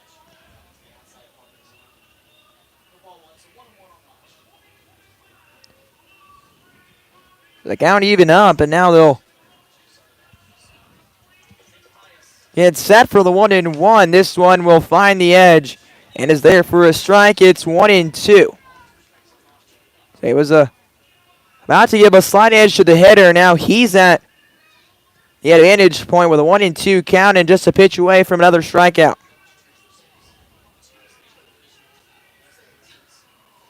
The 1-2 strike delivery home. Ground ball hit to the shortstop. Lentillo comes on the forehand and it pops out the leather. And that will be an error by the shortstop there. And Mosh will find his way on the error by Lentillo. He came up on that, was charging it. And it just caught the leather, popped out right of the glove. And now, just like that, the Mustang side leadoff base runner on. It's been a point of emphasis, you could tell, early on from the St. Joseph Mustangs. Get a base runner on to start the inning off, and good things will come. That's been a big thing here as that one will miss. It's 1-0. They've had traffic on. Even though they haven't got a run in the past 2 innings, they've had traffic. Hedges had to pitch out of a bases-loaded jam. Coy will step in. 1 ball, no strikes. The 1-0 home will just miss in. It's 2-0. It's 2 balls, no strikes with nobody out. 7 hits from the Mustangs and 1 from the Clarinda A's. And we saw our first error here in the top of the 5th. Smosh will get his lead. The 2-0 will be fouled off to the left side. It will make contact with his foot. He'll take a little walk there and adjust the pad there for the next delivery. It's big to get to that 2-1 count. You get to 3-0, you really have to dig in deep and find a way to get it back in the count there. You're able to get a ball that Coy thought he could handle. He didn't get the best swing off, and now it's 2-1. And now a ground ball away from erasing that error that started the inning. So 2 balls, 1 strike. Hedges will look home.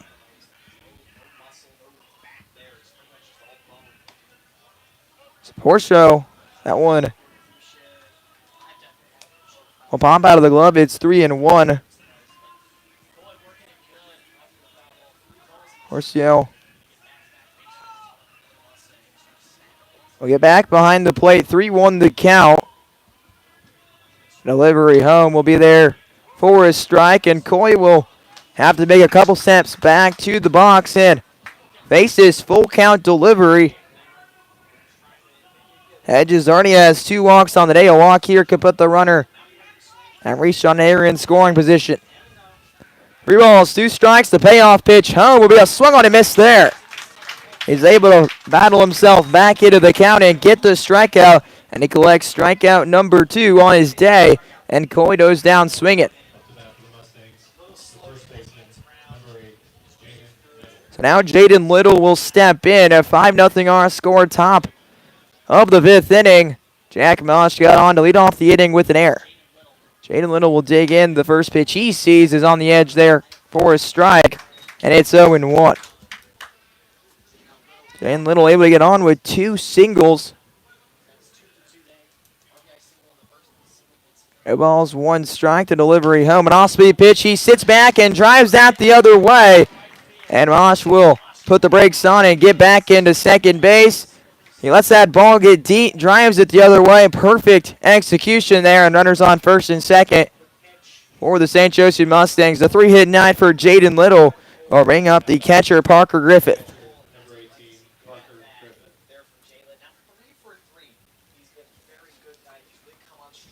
So Parker Griffith, a walk earlier in this contest back in the 2nd inning. That started that 2nd inning off, and he was able to come around and score, and it wasn't leadoff walk this inning. It was leadoff fair. It's going to be very tough to pitch around it, especially with the quality at-bats that the St. Joseph Mustangs have accumulated throughout this ballgame.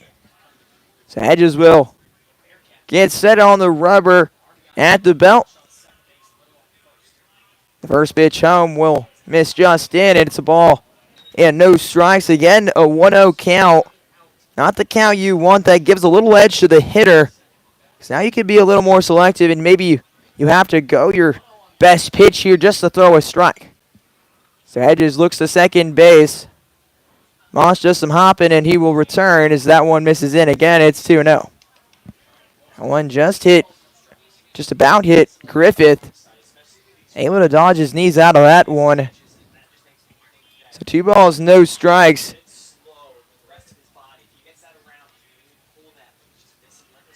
And look towards second base. The 2-0 will be off the plate and misses, and it's 3-0.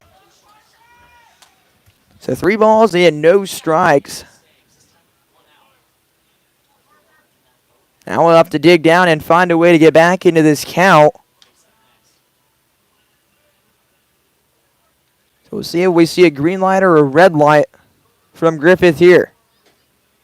That one will be in there for a strike, a 3-0. Dot there on the outside part of the plate. And have to stand back in after that one finds the zone.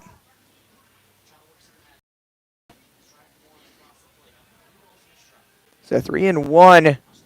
Here comes something straight right back up the middle. It drops in front of Holiday. He'll fire it home. Mosh falls, and that honestly saved the St. Joseph Mustangs there. A late hold call there from Coy as Holiday came up firing home and would have had a guy thrown out at the dish.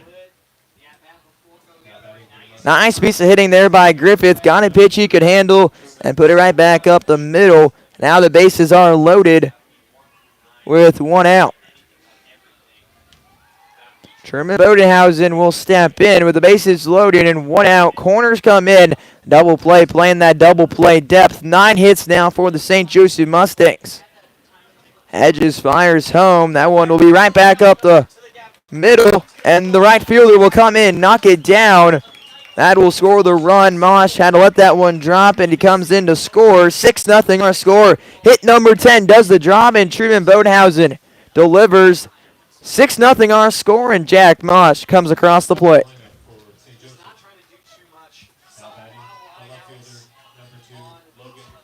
So now Logan Miller will step in. The left fielder comes up a scenario where they're just looking to separate themselves. 6-0 the score.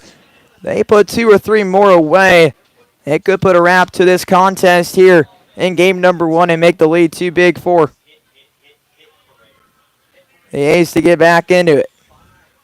A 0-0 pitch will be a fired home and miss. It's a ball and no strikes. So 1 ball and no strikes with 1 out. Bases are loaded. We've seen some situations where the A's have evaded danger here. St. Joe already adding 1 and looking to pursue and add more. The 1-0 pitch from Hedges. That one will just miss in, and it's 2-0. The first two not able to connect in the zone. They are a ground ball double play away from ending this inning. The 2-0 will be a ground ball hit to the left side, and that will sneak its way through. They'll score 1.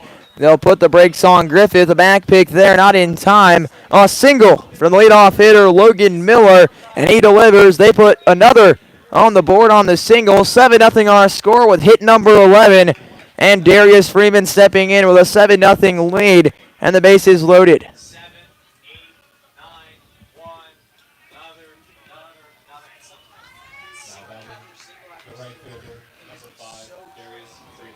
And that's what you want if you're St. Joe. They're letting the ball travel, finding gaps, and they're able to get the job done and score. Already 2 in the inning, and Freeman has been a red-hot bat for them and delivered in a lot of key spots. And put a gut punch here and knock this game out of reach. So Hedges now will take a deep breath here after that deflating single. The 0-0 pitch swung on and missed there to Freeman as Freeman was trying to put that over into the corn there in right field and make this an 11-0 ball game. No balls, 1 strike. Hedges will look home. The righty set will fire. That one will be fouled off to the left side and out of play. It's 0-2. Freeman's already gone down via strikeouts, but he does have a pair of singles in the contest. Put him at 2 for 3 with a run scored. So 0-2 the count.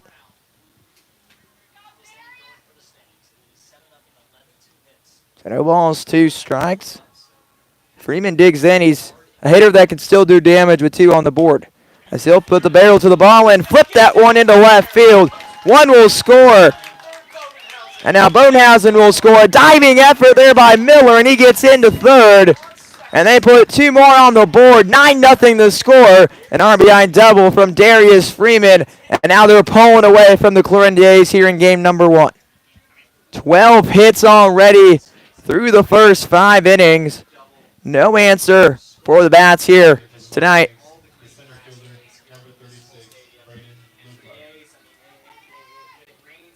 They're stunning the A's here tonight. 2 big innings. They came out of the gate a 4 spot. Able to put 1 more. Traffic has been on the base paths all day here. They're just connecting. A hit parade indeed. Leads to 4 and looking for more. This one will be out of play. So that approach has been let that ball travel, see it all the way deep, and just drive it in that 5-6 hole. If you're a lefty, obviously. If you're a righty, it's the other way around. Drive it through that 3-4 hole and find a way to sneak one through.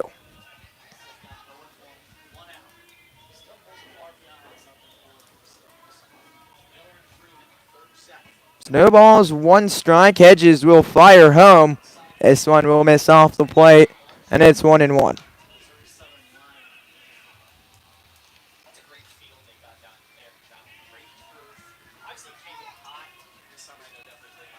So no outs after that double there. They try to back pick some runners. They have not worked out yet. That one will miss. It's 2-1. So on these big hits by the A's, their defense is still staying focused in the game. They're trying to back pick these runners. Say that guy like Freeman's rounding hard at second base. They're going to try to go and back pick Freeman there. There was a play at third to get Logan Miller. That was not in time. The 2-1 will be fouled off and out of play, and it's 2-2. A very deflated inning here, as you can just feel the energy gone in that third base dugout.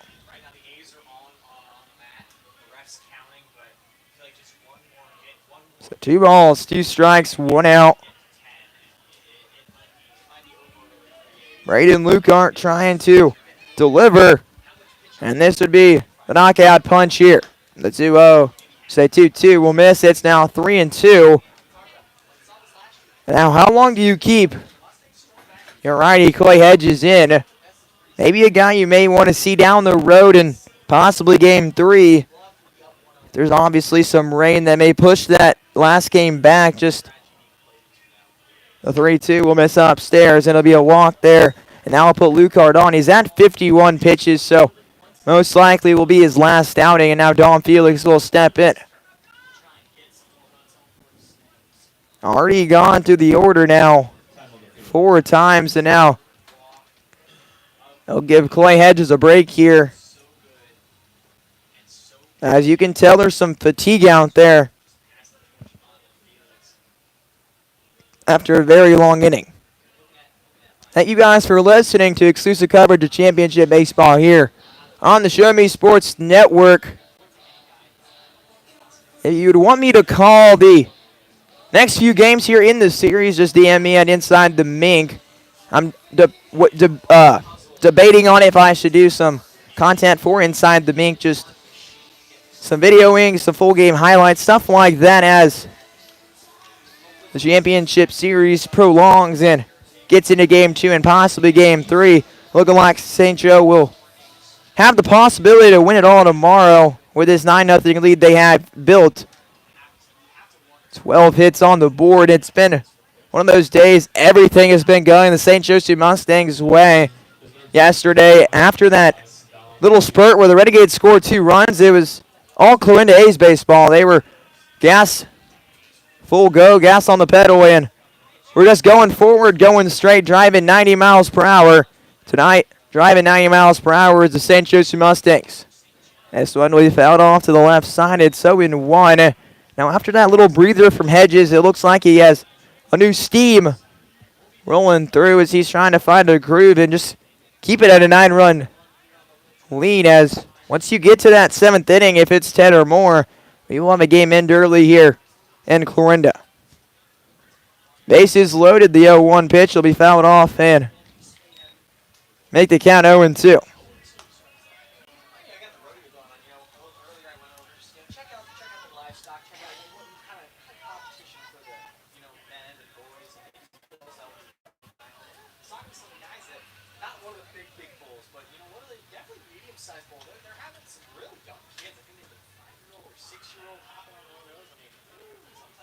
The 0-2.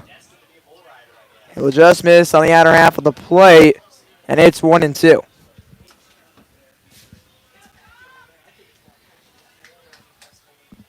So 1 ball, 2 strikes. Hedges will get set. He'll deliver home and try to get a strikeout here and get a big out with the bases laid in. 1 gone. 9-0 our score. Hedges set on the rubber. He'll fire home and looking for strikeout number 3. He'll get it. He'll get a swing and a miss there from Felix. And he'll retire Felix via his strikeout for the 2nd out in the inning.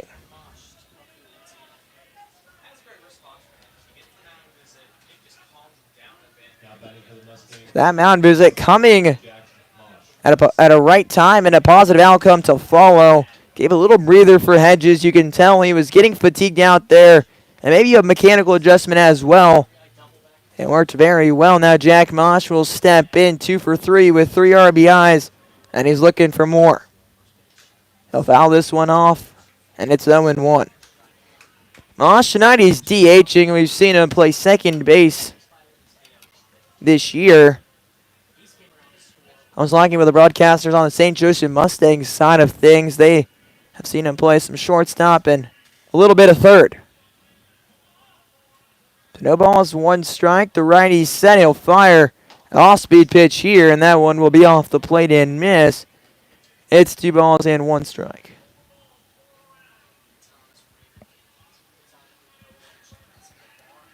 So Hedges will look as they're trying to keep this right where it's at. He got a strikeout, a ground ball or a pop out to end the inning as this one driven down the line and had sight of another extra base hit there from Jack Mosh.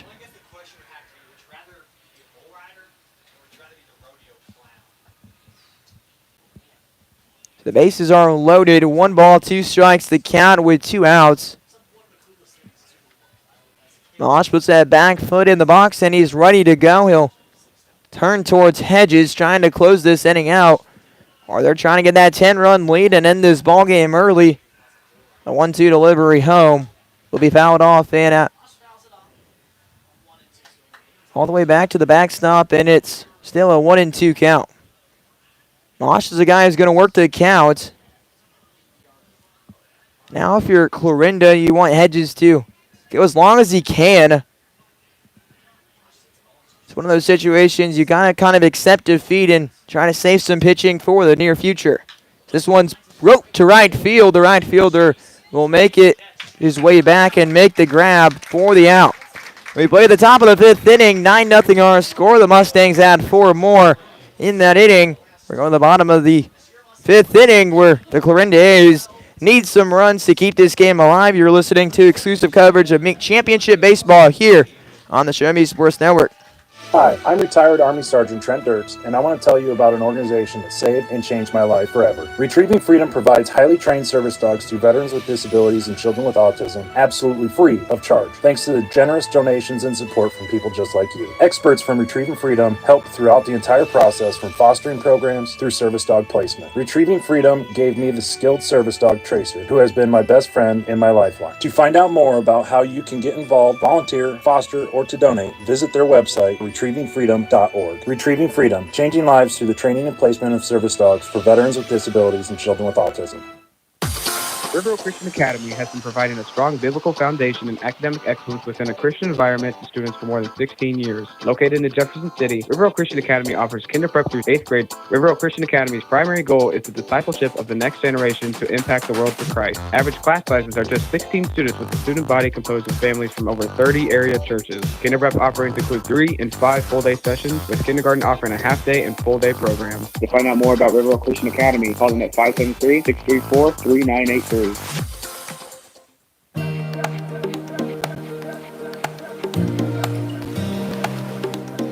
A surge of offense from the St. Joseph Mustangs as they continue to pilot on the Clarinda A's.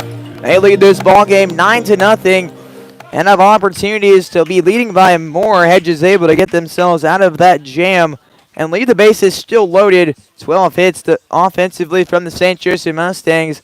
On the flip of that coin, Cade Perkins, the left-handed pitcher for the Mustangs, has been dominant. We'll see a bunt here down that third baseman line. A barehand play there, thrown down the line. It will get past the first baseman, Little. It will make his way to second base and hold up there as that throw comes in. And that's how we'll get their second hit and start this comeback. It's been a tough play there. We see a now newly inserted Tyler Gundelfinger wastes no time to get into the lineup. He tries to barehand that one, probably the only play there. That one gets past the first baseman, and all that room behind the first base in that area allows him to get to second very easily. Situation where maybe if he's hustling a little harder, maybe a little faster, we could have saw him get to third. That one will miss low. It's 1-0.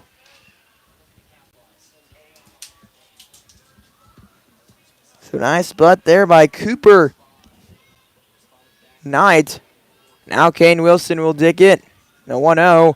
Knight will head to third base. Got a good jump. He'll slide in and be safe. So Knight playing. Doesn't care what the score is. He's going to continue to play A's baseball. That is A's baseball. They won't give up. They'll lay bunts down. They'll do small ball. They'll work counts. They're going to hit by pitches. They're a team that could make this comeback. Not saying they will, but they're a team that's going to fight the entire game. As that one swung on and missed there, it's 1-2.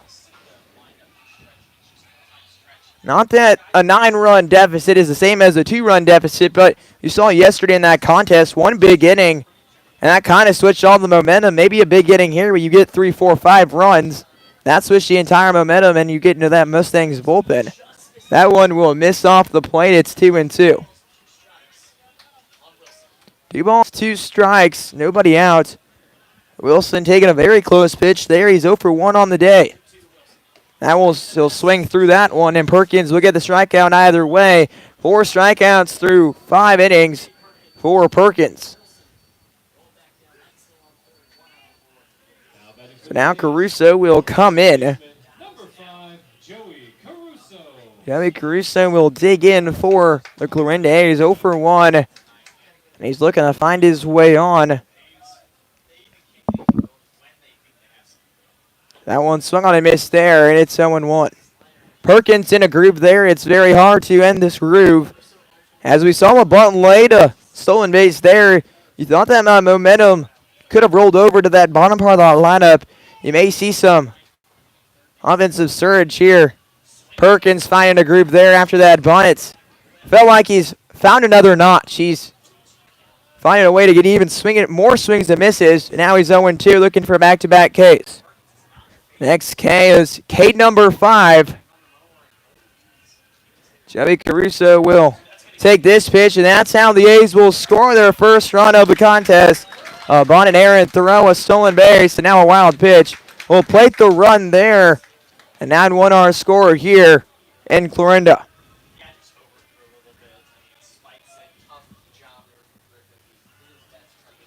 So there's a big at-bat here for the A's. He's able to see a couple of pitches to get the job done. And now, can he start a rally himself and try to roll this into the bottom to the top of the order?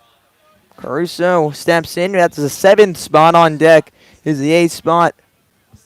The catcher, Porcio. This one ground to the right side. Little will make the grab, take a couple waddles over there at first base, and he's able to make the grab. 2 outs in the bottom of the 5th inning. Now batting, your catcher, number 26, Clayton Porcio.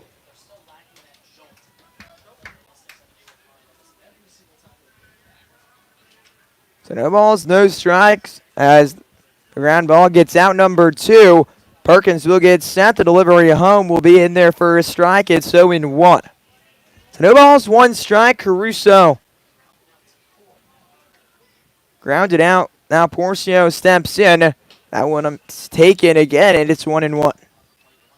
So Perkins has been a guy who's had command with that off-speed pitch, got swing and a miss. If he has to throw for a strike, he'll throw for a strike. He's worked edges. He's been a guy the A's have relied on this year, and he's coming up big here as this one off the barrel will slowly roll into right field. Freeman will pick it up, but it won't be a play at first base as Porcio able to make his way to first base and get that 3rd hit tonight for the Clarinda A's.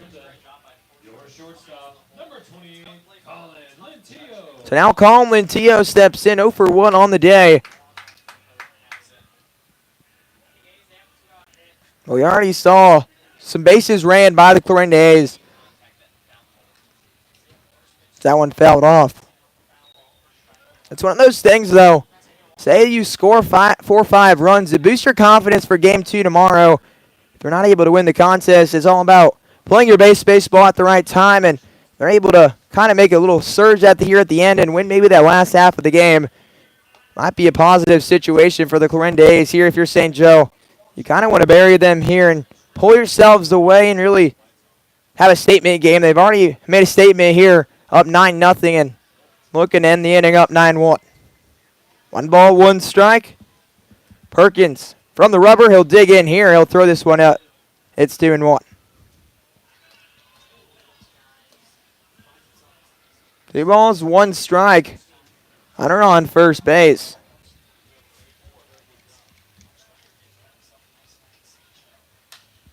That's all he popped up and land out to play.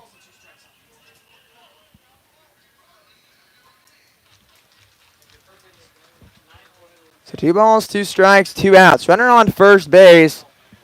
9-1 the score, 12 hits, 3 for the A's.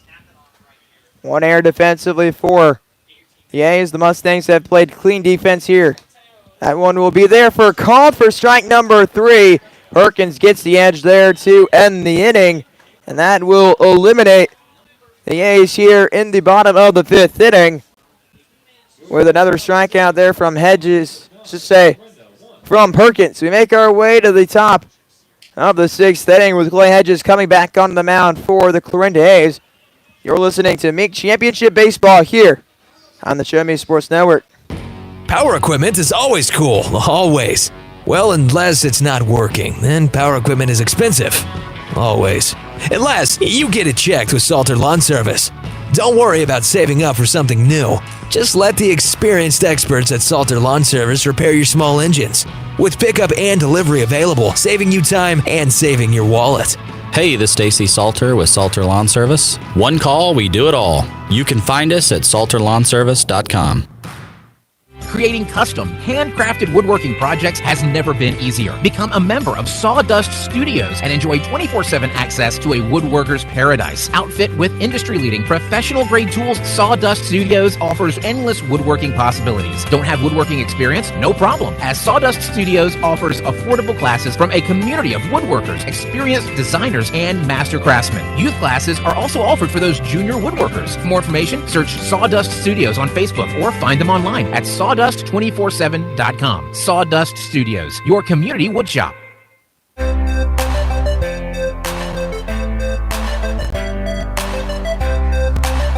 The St. Joseph Mustangs look to run away with it here in the top of the 6th inning. They lead 9-1. They put up 4 in the 5th inning, and they look to add more. Starting this inning off will be Chris Coy. To follow Chris Coy, Jaden Little and Parker Griffith. 6, 7, 8 due up for the St. Joseph Mustangs, who have came to town here in Clarinda, got off the bus, and were ready to go from the get-go. They got off to a 5-0 lead, and then they got a couple zeros, and then they added 4 more. The Clarinda A's were able to put 1 in the bottom of the 5th inning to make it a 9-1 score. Hedges back on the mound after his offense was able to put up 1. The 0-0 pitch home will be in there for a strike on Coy, and it's 0-1. So no balls, 1 strike to Chris Coy, who looks to get on for his first time around. 0 for 3 on today with 2 strikeouts. That one ground to the left side. Diving effort by the third baseman, and he slips past the shortstop's Lentillo's glove. And Coy will get his first hit on the contest, and that is hit number 13 on the board for the St. Joseph Mustangs.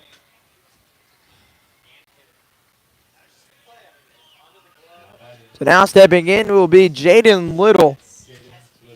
3 for 3 nights so far and looking for more. 3 singles, and he's been able to find a way on.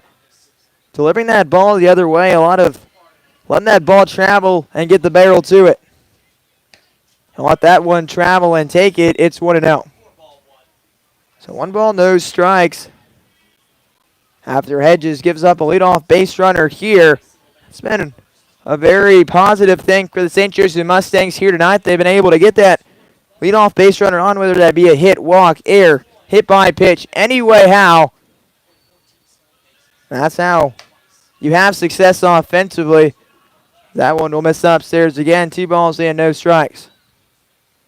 So Little in the driver's seat here, trying for a 4 for 4 night. The 2-0 will just miss, and now it's 3-0. And now a pitch away from Little get on 4 times in a row.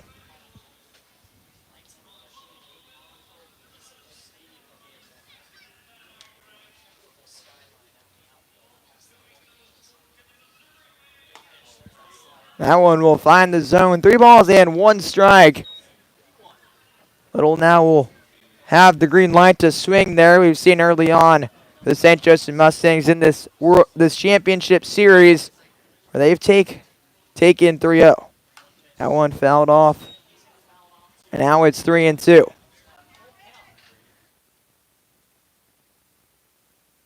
So full count delivery here from Clay Hedges. Starts at 3-0, finds his way back 3-2 with Coy at first base. The payoff pitch home. Coy takes off. It'll be a ground ball hit down the line. Sliding effort there by the third baseman. He'll throw it to first. The tag will get past. So we'll get it past the third baseman, go out of play, and score a run. Heads up base running there by Coy. And even though it's a ground out, they push the envelope and they get back that run they gave up in the bottom half. It's a 10-1 ball game. So he threw it across the infield. Cobb wanting to get that out.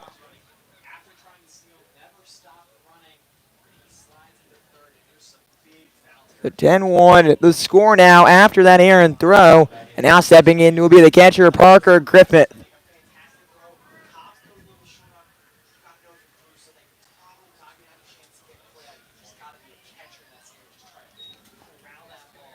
So no balls, no strikes. Parker Griffith will step in. The off-speed pitch he sees there, he puts the bat in front of him. It's 1-0. Seen that a few times this summer. You leave that bat back there, you've seen some foul balls hit. That one's taken. It's 1 ball and no strikes. So 10-1 the score here. Coy able to make it around the bases with 1 out on the board.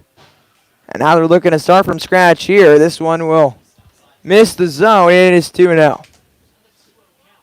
Hedges at that 76 pitch mark here. The reliever's gone 3 1/3, giving up 4 earned runs, 3 Ks, and 3 walks. The 2-0 delivery will be scooped there by the catcher, but he misses. It's 3-0.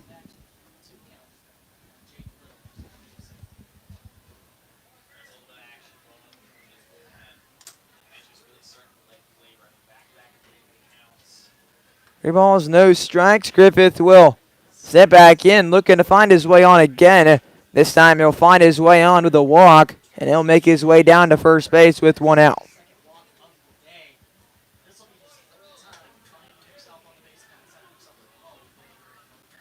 And if you're the A's, you may want to get your catcher to go out there, talk to Hedges, just give him a little breather as he continues to fire 10, 15, 20 pitches an inning. So now the 9th batter in the lineup, Truman Bodenhausen, will step in. He's been a guy they've turned to tonight, and he's delivered. So that one's in there for a strike. It is 0-1. 2 for 2 tonight. Has himself a free pass as well. Logan Miller steps in on deck. Will go through the Mustangs order for the 5th time tonight. The 0-1 delivery will miss up and in, and it's 1 ball and 1 strike. Thank you guys for listening to the Show Me Sports Network. Championship Series baseball here in Clarinda, Iowa. 10-1 our score in favor of the visiting squad here tonight, the St. Joseph Mustangs. The 1-1 will just miss. It's 2-1.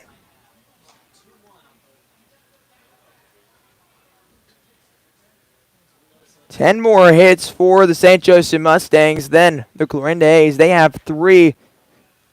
St. Joseph Mustangs have 13 hits, 1 error defensively for the Mustangs and 2 for the A's. As the pickoff attempt not in time. 2 balls, 1 strike. Hedges will get set again at the belt. High leg kick home will be a swing and a miss there, and now it's 2-2. So evens the count there on the swing and a miss there, and now we'll see if he can find a way to get him back himself and out here. And he raced that free pass to Griffith. 2 balls, 2 strikes, 1 out. The righty will deliver home and fire. A comebacker to the mound. It will get past the pitcher there, Hedges, losing his footing there and tumbling down. And that will sneak through. Holiday picks it up, and it will be the 9th batter in the lineup, Truman Bodenhausen's 3rd hit of the night. And he has seen the ball well, whether that be in a walk or a single. And now we'll see a mound visit here. Hedges will go off the mound here, and that will be the day for Clay Hedges and how he'll end the season here in Clarinda. We're going to take a short break as you're tuned in to championship season baseball here on the Show Me Sports Network.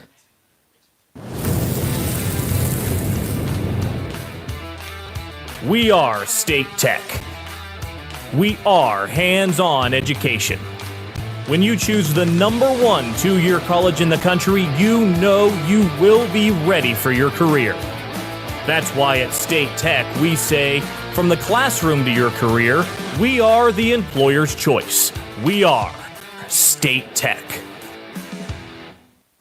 At the Tin Roof Monogram and Gift, we know a gift is more than a box or a bag with a pretty bow. A gift is the lifetime of love that you share. It's friends who grow as close as family. It's moments and milestones, both big and small. Whether receiving or giving, a gift brings joy and happiness. That's why, since 2018, we've made it easier to gift for those you love. Stop by the Tin Roof Monogram and Gift at 108 Corporate Lake Drive in Columbia or call 573-443-4438. Let us help you find that perfect gift for every occasion.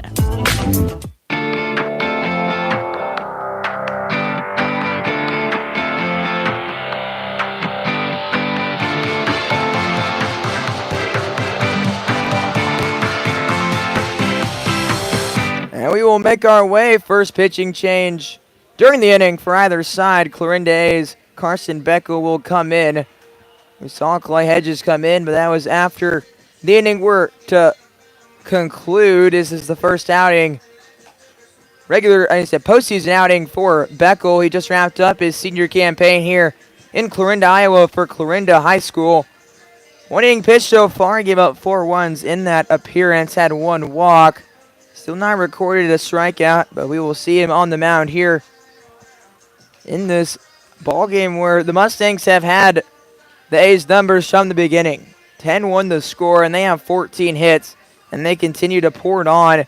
And you can just tell the deflated A's are just trying to find a spark, whether that be you get a good outing from Beckel or you get some hits to maybe spark the bats for the future of the series. It's kind of the game within the game now for the A's. As the A's look to keep this game alive, if the Mustangs are able to put 2 more across and say it's a 12-1 contest, the A's would need to score a couple more. 7 after 10 is still into effect here in the postseason, I should say, in favor of St. Joe. So Beckel will step in.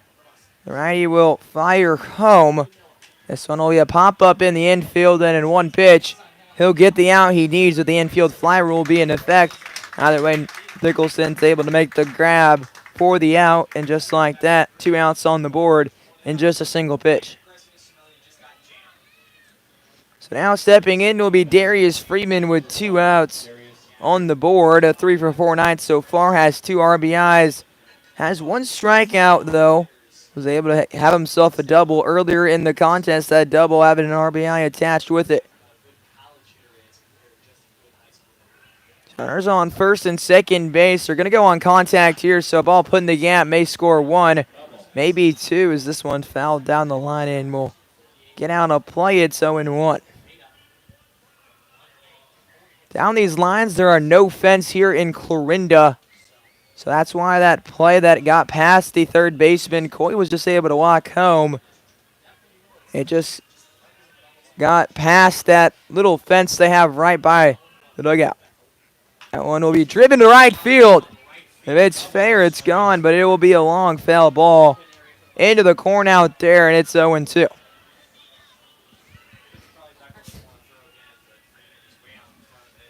An off-speed pitch that Freeman saw to the hand very well. The timing just off. Now Beckel looking for his first strikeout as a MINK League pitcher. No balls, 2 strikes. He'll fire this one. He'll miss away there, and it's 1-2. So 1 ball, 2 strikes after that one is a misfire, and we'll see where he goes from here. Maybe tunnel an off-speed pitch that just clips the end of the edge of the zone. We saw some of the A's pitchers tonight use that. This is pitcher number 3 for them as this one's fouled off. And we'll stick in a 1-2 count.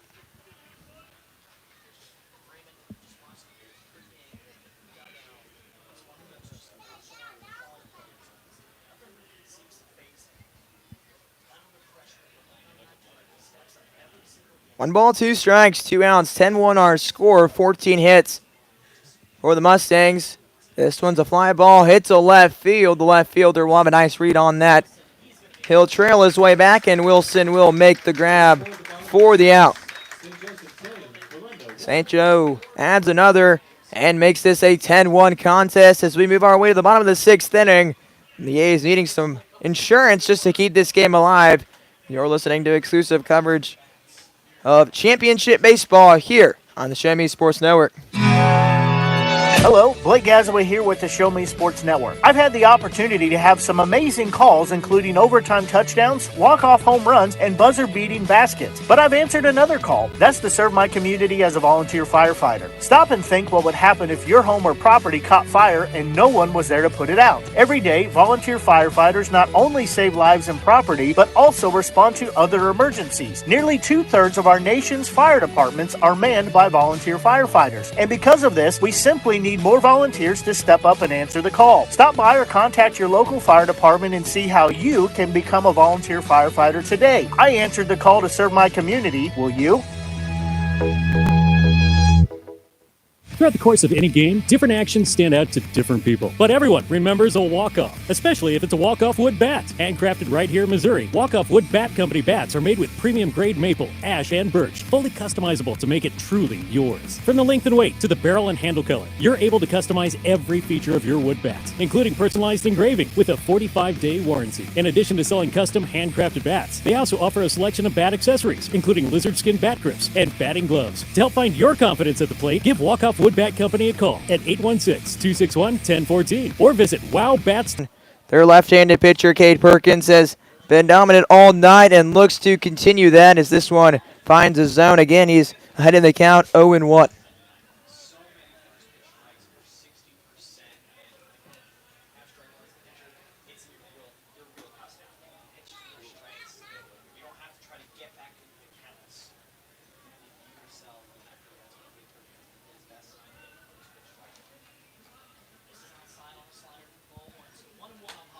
That 1-1 will be a swing and a miss there from Holiday, and he'll make the count 1-2.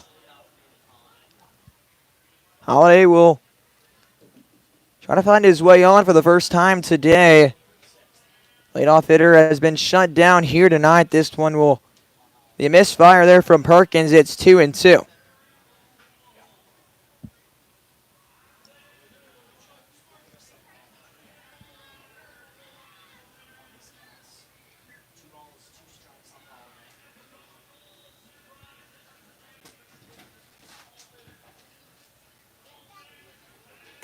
The 2-2 will just miss. A close take there for Holiday, and it's 3-2.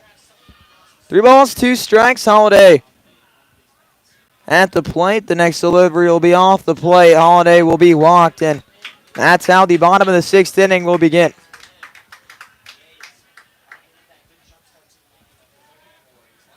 Now we'll see if that's the spark the A's need to find a way to chip into this deficit. Holiday's the guy that's going to be a threat on the base paths.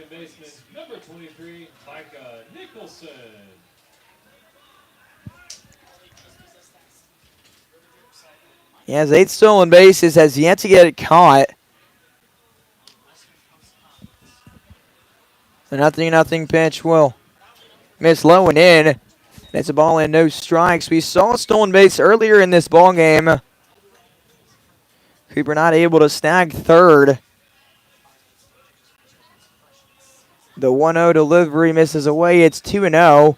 And with Perkins having so much confidence on the mound, he's really not varying his timing much. So Holiday wanted to go and have the proper jump. He most likely be safe. Obviously, Griffith has an arm behind the plate. That is sometimes hard to test as that one finds the zone in there for a strike. It's 2-1.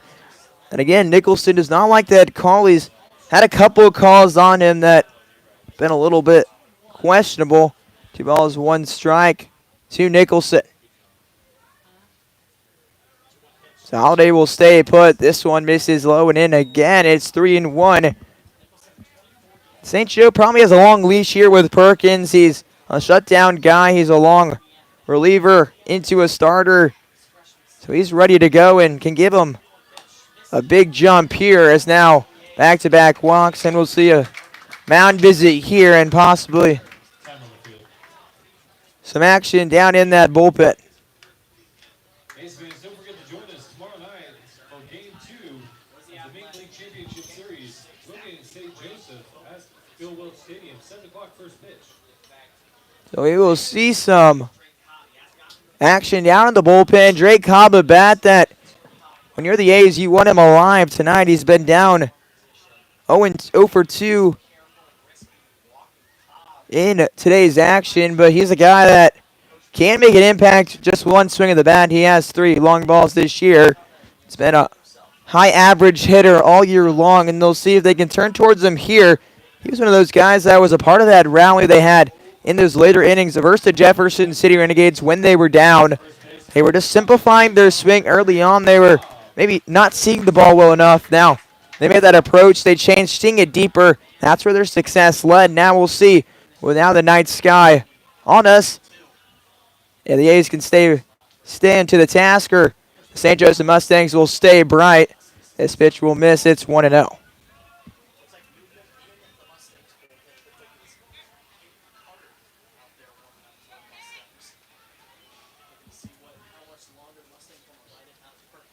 So they will take off. No even throw or thought of a throw there by Griffith, with Holiday having such a good job. As I said, Perkins was not holding him very tight on the base pass, and now he's 2-0 in. I've already heard on the St. Joseph Mustangs broadcast that is Caden Carter, I want to say, warming up in that bullpen. The left-handed pitcher getting loose, as this one will be fired to the other field over to the right of us for a foul ball. It's 2-1. That approach I was talking about, though, you could still, Cobb was trying to sit back on that, let that ball get to him, and drive it the other way. Hunters on second and third. This is an inning where the A's have to score at least 2, possibly more. The 2-1 will get away from Griffith. Again, Holiday will test him, and he'll step in there and make the grab. And on second base will be Nicholson. 10-2 our score in favor of the Mustangs.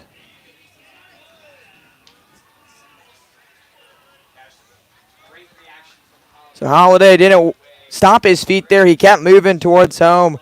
Great base running there, and he's able to find his way for a run, the second run. And back-to-back innings with a run on the board. And 3 balls, 1 strike. And if a walk here to Cobb, this may be the last batter that we see from the lefty here tonight. 3 balls, 1 strike, and this one will just be there. Nice frame job there by Parker Griffith. He got under that pitch and stuck it right on the outside. Those are strikes that they can go 50-50. We've seen this game, both sides of the teams, I should say, both teams able to frame that pitch for a strike and get that outside call. This one will be a ball driven up the middle and will fall in front of the center fielder. Nicholson will come around to score. An RBI off the bat of Drake Cobb. And a 10-3 our score now. Still in favor of St. Joe, and the hats all ready to go in the St. Joseph pen. And this may be close to the day, if not the day, for Perkins. So now Coy will stick with his starter in this ball game. And it's nothing against Perkins. This is just maybe you've gone through the order a couple too many times. You know, eventually they'll get good sequences. They'll understand what's coming. Perkins has had himself a heck of a day on the plate. 5 innings pitch coming into this inning. He just given up 1 run here. And now he'll head to second base. And there now the A's are showing what they are. They're a team that's going to run the bases. They're going to do all the small things right on the base pass. There we see Drake Cobb on the move. We saw Lath Holiday earlier this inning read that dirt ball very well. They got away from Griffith. Cobb's able to get to second base in scoring position.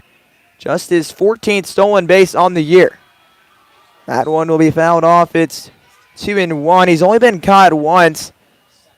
He's a guy that has power. He's going to be quick on the base pass. His guys you like to have on your team. He's currently now 3rd, I want to say, on the Clarinda A's. The 2-1 will miss upstairs. It's 3-1. Now Homelar will step in ahead in the count. And the A's are just chipping back here in this inning. The St. Joseph Mustangs turning towards Perkins to get a strike here and get an out. 3-1 will be swung on and missed there. Fouled off, I should say, off the bat of Homelar. I was able to catch the umpire. For a second, I thought that hit off of Griffith's mitt. But now we're full, 3 balls and 2 strikes. 4 hits now for the Clarinda A's. These all runs coming across with 3 passes.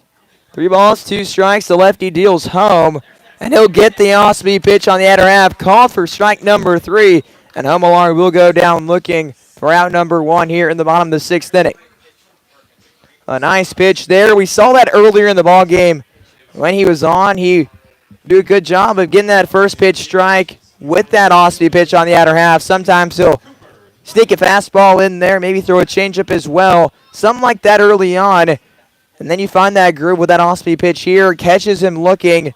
And now stepping in will be the left-handed hitter, Cooper Knight. Knight will swing through this one. He'll be 0-1.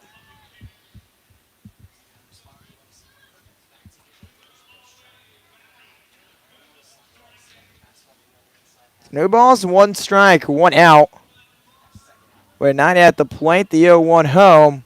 Swung on it and missed. He gets a swing there. It's 0-2. And going from an inning where there's nobody out with a runner on second base, Perkins could find himself out of this inning with a couple more strikeouts under his belt. The next delivery on the outside part of the play. A dot there. And he gets to looking there from 9 and collects strikeout number 7. And now 2 gone in the bottom of the 6th. He finds a way to battle back here in this inning. And props to him as he's finding a groove here. So we move on to these later innings. And the Mustangs are able to get 6 innings out of him. It's going to set them very pretty for the rest of this series. That the bullpen arms really not being needed. So that one swung on and missed there. It's 0-1. Now Griffith will make his way back to the mound, and he'll talk to Perkins here. Maybe he noticed something. Maybe he's seeing Clarinda maybe maybe the signs are varying his timing there. I've already seen some guys get some really good jumps to third base and second base. Maybe one of those situations, hey, give me a chance. And let's watch out for those guys trying to steal that extra base, because then you're just a wild pitch away here. We've seen already a wild pitch score a run. No balls, 1 strike, 2 outs on the board. Perkins looks home. After 2 strikeouts back-to-back, this slider will be placed perfectly in the zone. It's 0-2, and he's 1 pitch away from striking out the side.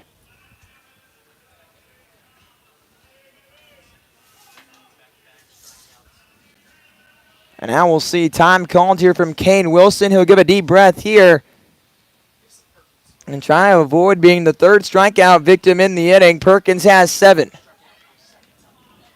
No balls, 2 strikes. Well, that one will be fisted right back up the middle over the head of the second baseman. Cobb hustling home. They're going to test the arm of the center fielder. It will be cut off there by the first baseman. An RBI single from the bat of Kane Wilson. And the A's chip in. They score 3 in the bottom half of the 6th. 10-4 our score. So now Joey Caruso will step in after Kane Wilson delivers a big single there.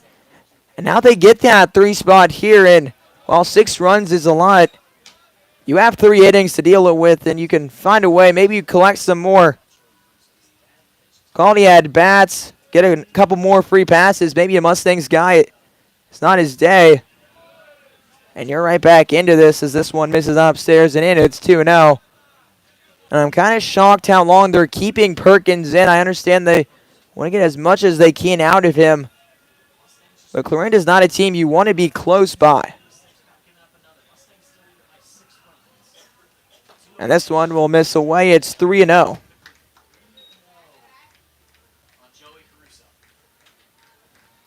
So Cade Perkins will try to find himself and fight himself back into this count. 3 balls and no strikes. He's again a guy who's been ahead early and often. This inning, he's been behind, and that shows you what walks can do. As another walk there in the inning. And that will be the day for Cade Perkins. We're going to take a short break. With St. Joseph Mustangs going to the pen, the Clarinda A's finally get to Perkins. They scored 3 here in the bottom of the 6th inning, but Perkins had a phenomenal performance, able to get 5 2/3 out of their starting pitcher. The St. Joseph Mustangs are going to the pen. We're going to take a short break. You're listening to MINK Championship Baseball here on the Show Me Sports Network. Since 1951, Ren's Automotive has been the leader in complete automotive and tire services, proudly serving the Ashland community and southern Boone County area. Servicing all makes and models of vehicles, customer satisfaction is their top priority. If your vehicle leaves you stranded, no need to worry, as Ren's Automotive offers 24-hour towing services. Just schedule an appointment. Call 573-657-4614 or stop by and see Terry, Peggy, Derek, and the crew at 124 East Broadway in Ashland. Ren's Automotive, your full-service automotive repair shop for over 70 years. Are you in the market to buy your first home? Maybe it's time to buy some acreage. How about invest in a new space for your growing business? No matter the need, your trusted partner in real estate is me, Izzy Smith of Izzy Smith Homes, Remax Boone Realty. I believe real estate is more than just bricks and mortar. It's the cornerstone of our lives. It's where memories are made and dreams are realized. Choosing me as your realtor, you're getting a professional, dedicated advocate who will work tirelessly to make your real estate dreams a reality. Give me a call today at 573-876-2873 or visit izzysmithhomes.com. Izzy Smith Homes, Remax Boone Realty, your hometown realtor working harder for you. And for our score, as we make our way to the bottom of the 6th inning, and we'll make our way to the pen as the St. Joseph Mustangs will now make their way. Cade Perkins' day comes to an end. He went 5 2/3, gave up 4 earned runs, 7 Ks, and the reason why he had 3 walks and all those coming in this last inning, he was a guy that was a strike thrower early on, and he was early on in the zone from the beginning of the ball game there. Fatigue settling in. Maybe he made an adjustment that he just couldn't figure out just because of maybe some arm action, stuff like that, but they will make their way to the pen. And now stepping in for the St. Joseph Mustangs will be Caden Carter. This is his 11th appearance on the year. He's only started 1 game, so he's been a established reliever, a 1-0 record. It's gone 20 innings, has a 4.5 ERA, a 1.3 whip, and he'll be called to get the final out in this inning with 23 strikeouts on the year. And this is, I would say, a must out for the Mustangs. Just keep that 5+ run lead that you have. They're able to maybe cut 1 or 2 more. This is a completely different contest. Now Clayton Porcion will step in. The first pitch home will just miss, and it's a ball and no strikes.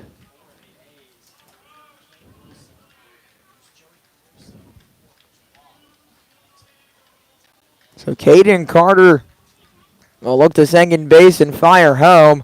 This one will find the zone. It's 1-1.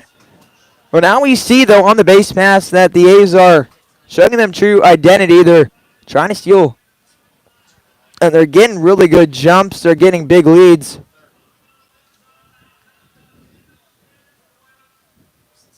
And he's dancing out there. He'll make his way. A trail runner throw to second base, and that will be in time.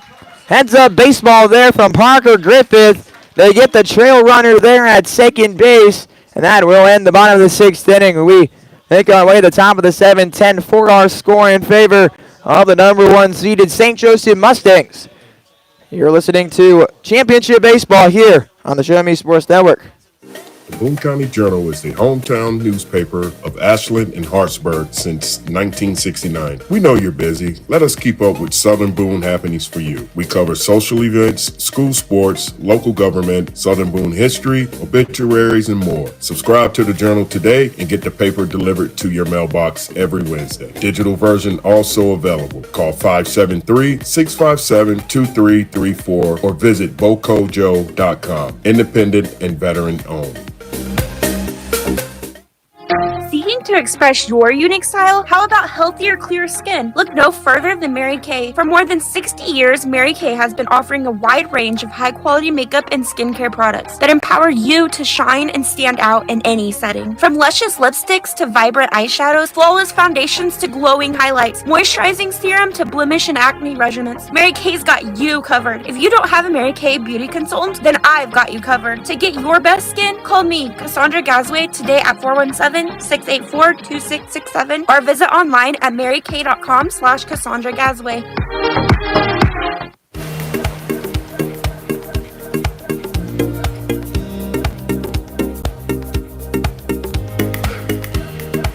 Karsten Becker will be back on the mound for the Clarinda A's. Carter Belton, the pitch hitter, coming up for the St. Joseph Mustangs here in the top of the 7th inning. 10-4 on our score. 14 hits tonight for the St. Joseph Mustangs offense and 5 for the Clarinda A's. They were able to chip a little in that last half inning. They put up 3 runs. A smart play there by the catcher, Parker Griffith. Was able to get the trail runner out there that was trying to steal away into second base. They say if you see a runner going to third, always follow, but especially at this level, the catchers can notice, oh, I don't have a play at third base. He noticed maybe not the best jump at second, or at least a closer play. He gunned it to second base, and the tag was applied to get the out. And now we'll make our way to the top of the 7th inning with Carter Belton will lead off the inning. To follow Belton, we'll see Dom Felix, should say Tyler Gundelfinger, and Jack Mosh. This one will miss upstairs. It's a ball. It's 1-0 to begin Belton's day at the plate.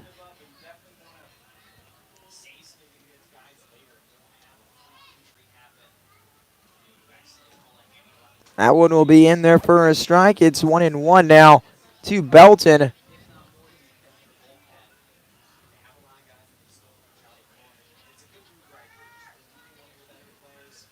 The 1-1 delivery, off-speed pitch misses away, and it's 2-1. Carter Belton, this will be his 28th at-bat on the year, has 7 hits, 3 doubles, 1 triple, batting .259 with a .412 on-base percentage. This will be a pop-up in the infield. We'll see the shortstop make his way, Lentio, to the ball right behind second base. He'll make the grab in shallow center field for out number 1. And the pitch hitter will not come to the plate and find himself reaching on a hit. Now Tyler Gundelfinger will step in. Was an insert earlier in the contest after Dom Felix was 0 for 3. They inserted Tyler Gundelfinger into the game at third base. He wasted no time. Almost a bare hand ESPN top 10 play. Wasn't able to get a full grip on the ball. And that one will begin his day off. 0-1 the count with 1 out on the board. Gundelfinger digs in.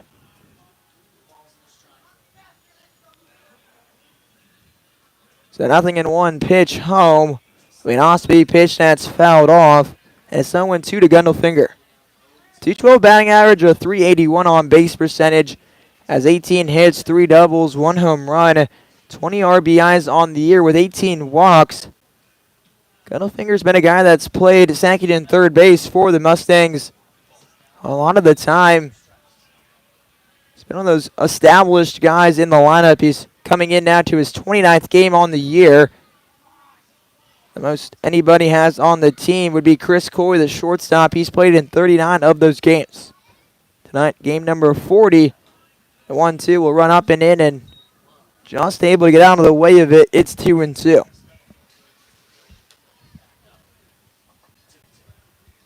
Two balls, 2 strikes from the windup. The righty will get set from the windup. The 2-ball, 2-strike delivery home with 1 out on the board. A ball that's hit into left field. The left fielder making a run. Diving effort, and he's able to make the grab. Nice effort there by the left fielder. A full extension dive there from Wilson for out number 2. He robs Gundelfinger of his first hit of this contest. He had a nice break there. He sprinted in, read the ball, and with the lights here, he understood what the circumstances were. He charged straight in, was a diving effort, and a full send there for out number 2. And that's the defense the A's are going to need if they want to get back into this contest, take away any opportunity the Mustangs have So Mosh will step back into the point. The first offering he sees, he'll foul off. It's 0-1.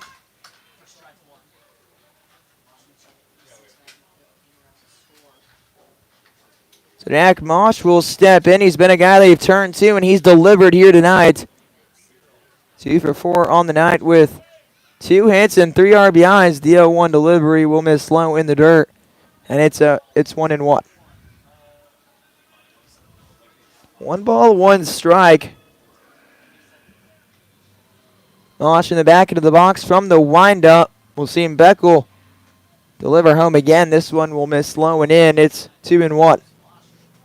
Beckel has gone 1 1/3 innings, still looking for that first strikeout. He's in a 2-1 count. He's had good command here early on into his outing. The 2-1 home. Van Osby pitched that Mosh deposits into the outfield grass, and Mosh will have himself a 3-hit night, 3 for 5 effort for Mosh.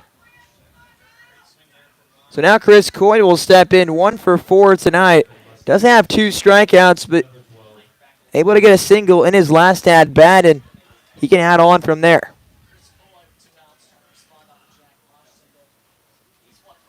St. Joe's a team that's done a lot of 2-out rallies and equal to a lot of success. They're a team that they're never done scoring until you get all the outs, all 27 of them.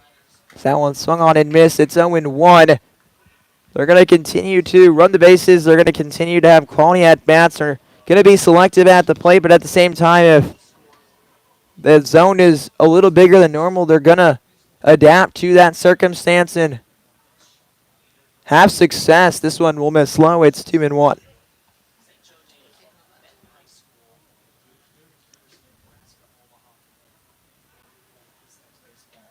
So from the stretch, Karsten Beckel will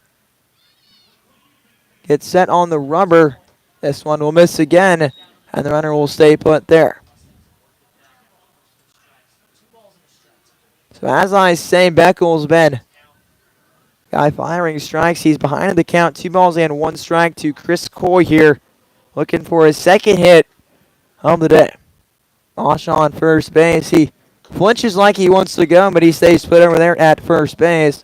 3-1 our count.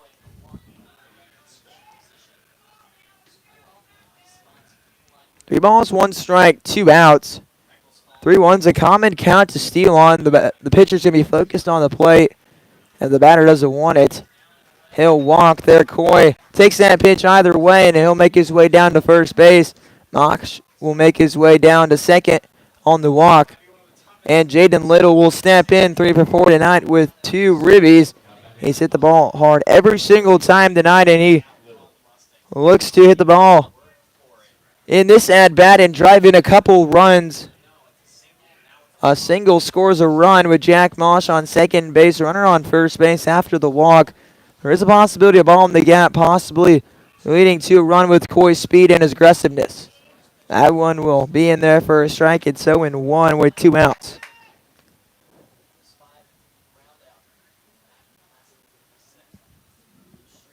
The ball's 1 strike. Little has had success tonight. It's been a key contributor to the Mustangs offense. This one will be a pop-up down that line.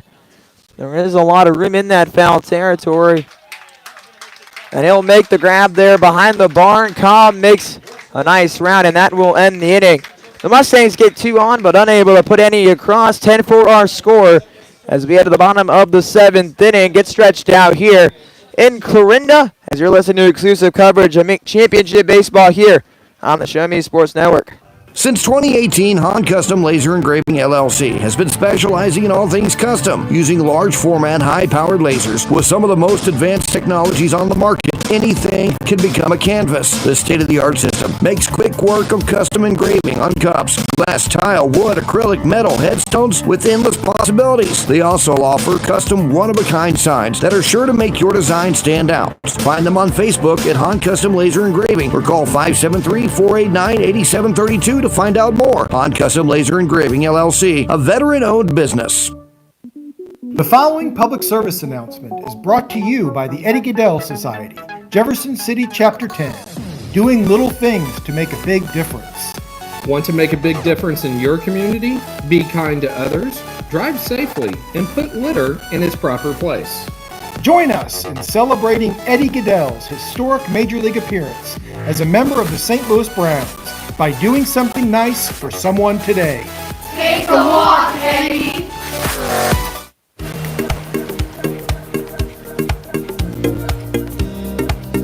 So Caden Carter will make his way back on the mound for the St. Joseph Mustangs as he looks to complete this inning and set up maybe an opportunity for another reliever to come in the ball game. He's been a guy they've turned to a lot of situations out of the pen, so don't know what Coy's thinking over there in the bullpen. Do we trying to get a couple innings out of him, or do kind of a bullpen night here, get everyone a little bullpen action, get a little feel with this lead that they have? So 10-4 our score, 15 hits tonight for St. Joe, 5 for the Clarinda A's, 2 errors defensively for the A's and 1 for the Mustangs. And now stepping in will be Clayton Porcio. He was up at the plate. A smart play by the catcher Griffith was able to gun the run out at second base for the last out of the inning.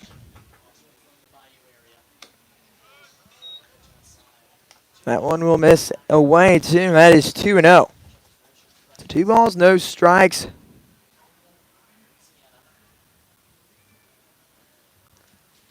The 2-0 delivery fired home. And he's trying to find that outside part, unable to, and that will miss.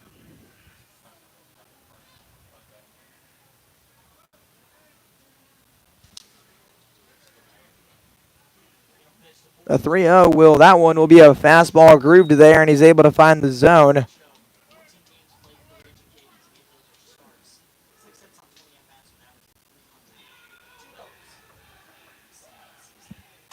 A 3-1 pitch will be driven foul. And what starts at a 3-0, he finds his way to battle back. It's 3-2. It's been what the Clarinda A's have found themselves in. They're always at 2 strikes, trying to find a way to put a ball in play. What seems like a give me a count is not, as this one will be a walk there from Carter. And a walk there from Porcio with nobody out. A leadoff walk. Stepping in will be Colin Teo after him, the top of the order with Lath Holiday and Micah Nicholson to follow. Number 28, Colin Teo. So Colin Teo 0 for 2 on the day, has himself a strikeout. And then we'll go to the 4th after the order for the Clarinda A's. The 3rd time they've had success. We'll see if the 4th does the same for them, as this one, it finds the zone there from Carter. It's 0-1.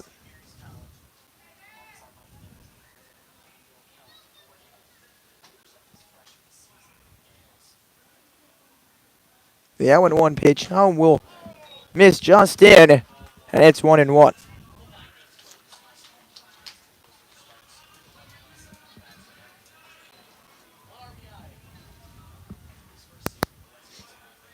The runner on first base. The 1-1 pitch home will be in there for a strike. It's 1-2. Colin Teo, St. Mary's College, the freshman from Danville, California. If you look at the roster for the Clarinda A's, they have a lot of California guys on this lineup. They have a big connection for Ozzie Smith. How they connected to get him as this 1-2 is swung on a miss there by Carter. He'll get the swing and a miss there. And the 3rd K from him in today's ball game. And now stepping in will be Lath Holiday.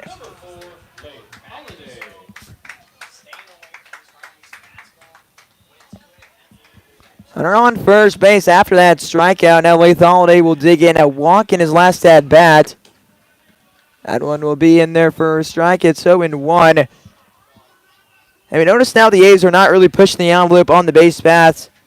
One throw out from a catcher can really dictate. Now I have to be a little more careful running the bases because you know there's a weapon back behind the plate as this one misses up. It's 1-1. Griffith, one of the top catchers in the MINK League to throw out runners. A very quick transfer and an elite throw to second base. That one will miss just in. It's 2-1. 2 balls, 1 strike, and 1 out. Runner on first base. Holiday ahead in the count right now. The 2-1 delivery home. It'll be swung on and missed there by Holiday. And now it's even at 2-2, and Carter looking for another strikeout and going back to back. He'll look to first base. He'll deliver home, and he'll just miss that pitch. He was trying to catch that inside corner there, but Holiday with a good take there. Now we'll see if he goes back to that spot or tries to get something on the outer half. He's had success with both. Next delivery will be a ball smack to right center, and that will get down. The center fielder will grab it. He'll fire it in there.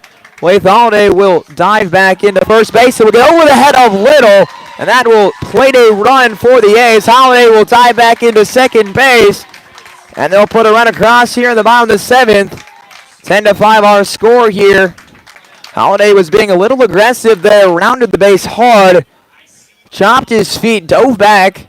It got past Little, and that allowed the run to come all the way to score. Porcio scores on that play, and now Micah Nicholson steps in with an RBI opportunity and a runner on second base. 10-5 our score now in the Clarinda. Now they just been chipping at this lead, and we'll see if the Mustangs can hold on to it. The pitch will miss upstairs. It's 1-0. And it's one of those things where if you're the Mustangs, you honestly should try to minimize throws and force the Clarinda A's to kind of get back into it rather than making mistakes.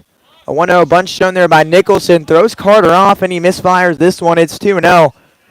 We've seen him do really good at working on the edges. That's equal to a lot of success here from the left-handed pitcher.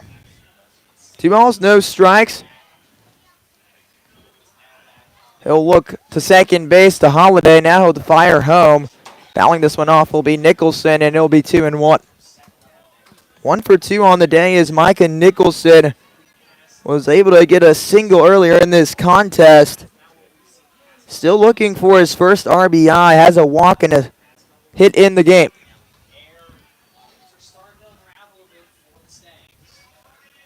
Two balls, 1 strike. The lefty set. Carter. Griffith will get ready to go to third base. Leith Holiday will steal third, and he will make his way home. And that throw gets past the third baseman to Gundelfinger, and Holiday scores 10-6 our score here in Clarinda, Iowa. And this game does not feel as far as away as it once did. Closing the gap, chipping away. Quality at bats in there. If you're Gundelfinger, you have to try to body that ball. You got to try to just be a goalie, basically, in hockey. You got to find a way. Don't let that ball get past you. As much as you want to get that out, Holiday had a spectacular jump there and was able to slide into third base easily. So Holiday will come around to score 10-6 on score here in Clarinda. The next delivery will run in and catch Nicholson. And now we'll see if St. Joe turns to the pen here. And now Drake Cobb steps in. And he's a guy that was slow to the beginning of the game, and he had a couple hits later in that second half of the Renegades game. I guess you can right now say that's where they've been successful in this postseason.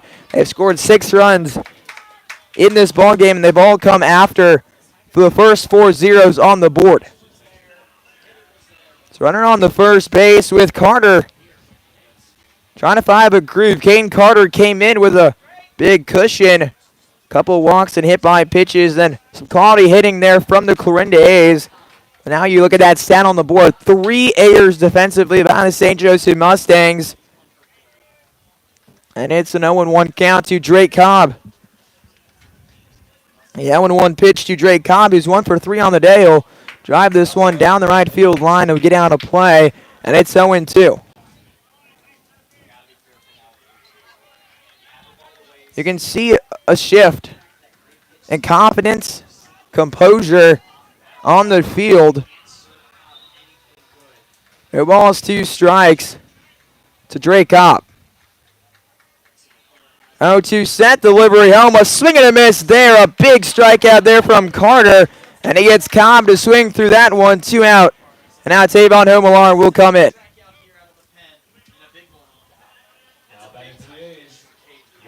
He's a competitor on the mound. Who cares? They've already put 2 runs. He's going to attack your best hitter in Clarinda, and he does that. He succeeds. Now a runner on first base with 2 outs, and they're about to find a way to escape this with still a big cushion. That one misses upstairs. It's 1-0. Homelar is a guy who can turn and burn on a baseball. Currently 0 for 3 on the day with 2 strikeouts.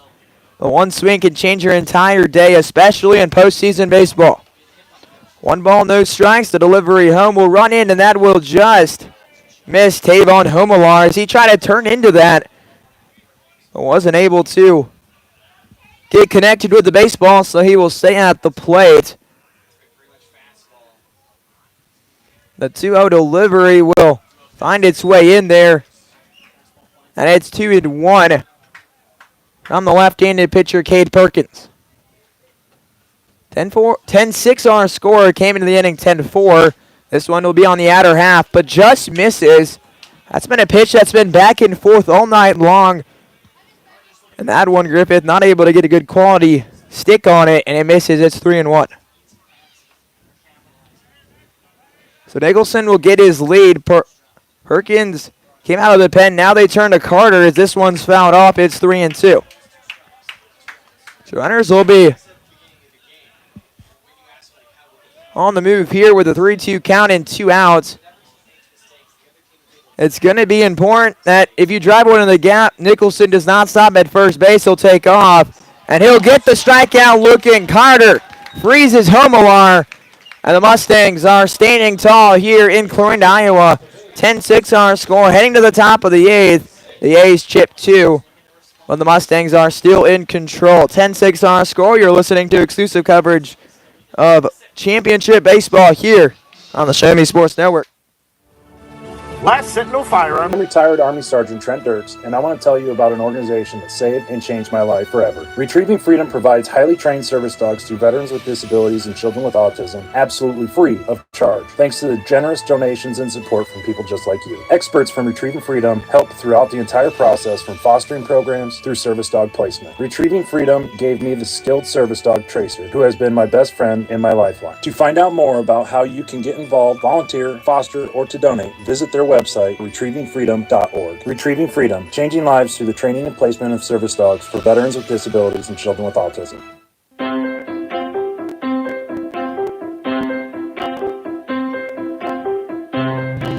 The A's are able to close the gap. Now Carson Beckel will be back on the mound. 1 2/3 inning pitch so far, has 1 walk. Still looking for his first MINK strikeout. And he'll face Parker Griffith to start the inning off after him. Truman Bodenhausen and then Logan Miller. 8-9-1 due up for the St. Joseph Mustangs as they look to get back on the board. They've been shut down since that 5th inning, scoring 4 in the 5th and 4 in the 1st. They were able to chip 1 in the 2nd and 1 in the 6th. We're in the top of the 8th inning. That one will find the zone there from the right-handed Beckel, and we'll get off and going here in the top of the 8th inning. What started off as a one-sided affair has quickly shifted into a competitive ball game here in Clarinda, Iowa. The A's are not going down without a fight. That one will get the call there on the outer half, called strike, and it's 0-2. Beckel still looking for that first MINK strikeout. Will he get it here? No balls, 2 strikes from the windup. The righty flings this one in there, and he'll get it. That's his first MINK League strikeout here in the postseason to Parker Griffith. And that was the sweeper that got him lunging and swing right over the top of beautiful off-speed pitch there. And now stepping in will be Truman Bodenhausen, who's been a guy they've turned to out of this 9 spot. That's really turned it up come postseason play. 3 for 3 nights so far. And he's a guy who's started many rallies throughout the year. You kind of turn to your bottom of the order to spark some rallies, and he's been a guy that's done that and more. in today's ball game has an RBI to his name. 1 ball, no strikes.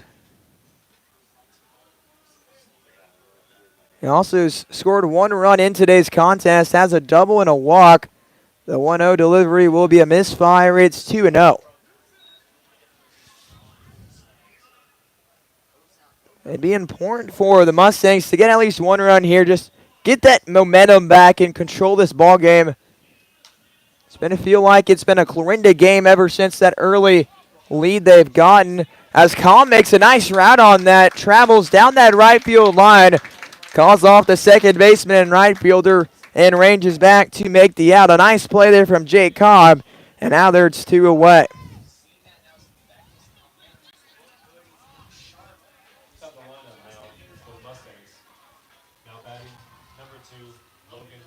So now Logan Miller will step in.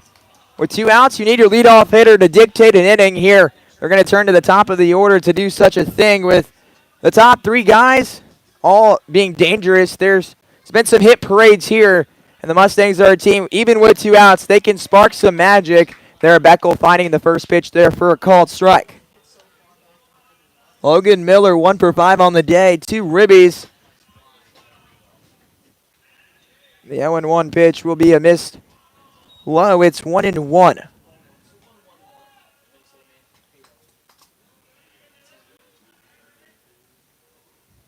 I should say he's 1 for 4 with a sacrifice fly. The 1-1 pitch home, an off-speed pitch that is fouled off. It's 1-2. 1 ball, 2 strikes, 2 outs. Becker will try to get out of this with no harm and have smooth 8th inning here. 1 ball, 2 strikes. From the windup, the righty fires home.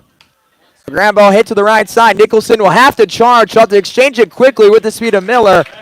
And he'll do such that, as that will end the inning. A 1-2-3 inning from Beckel.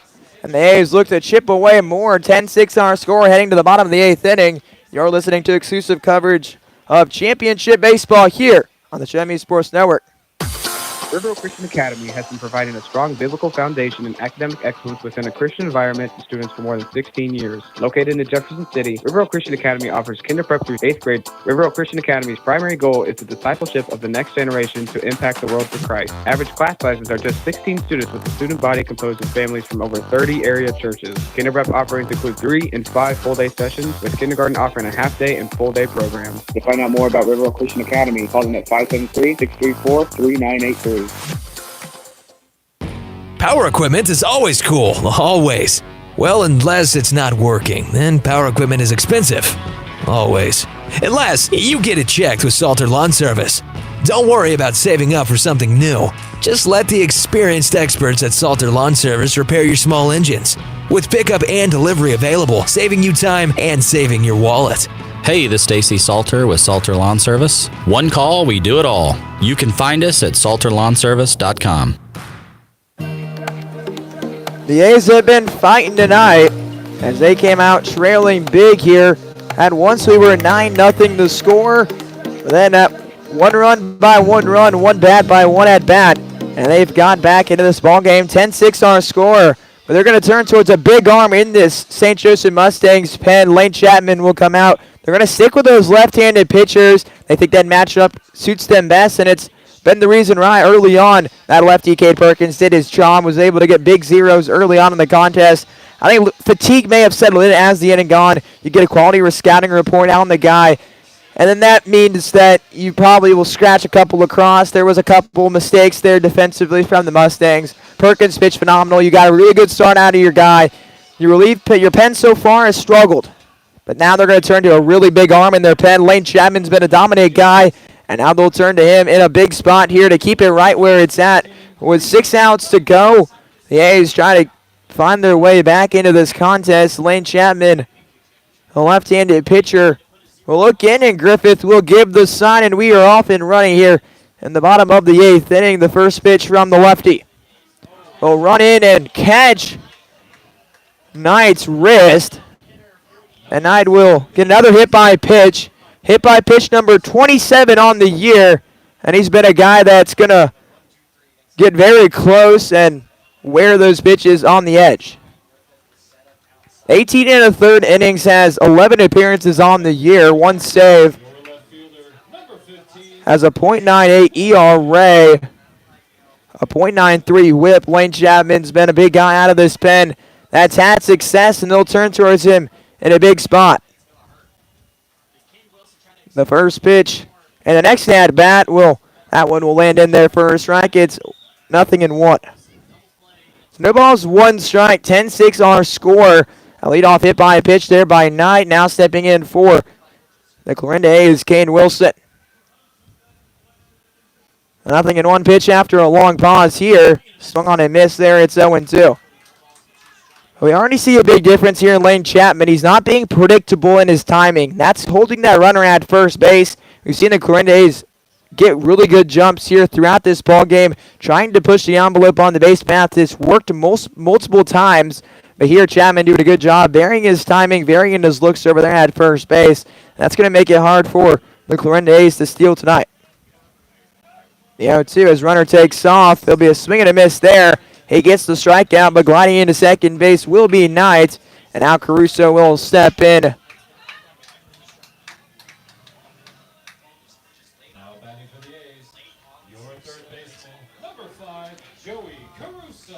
So now Joey Caruso will step in with Clayton Porcio on deck.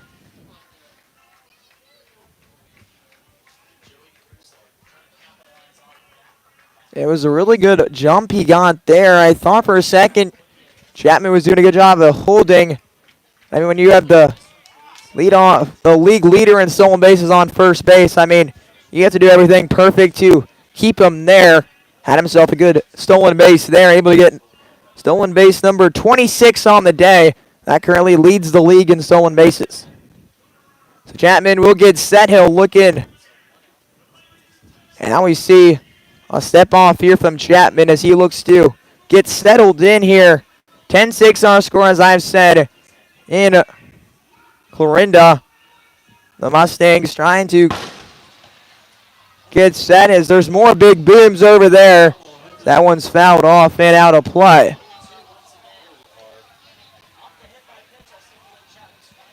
So no balls and 2 strikes. Now we'll see a mound visit.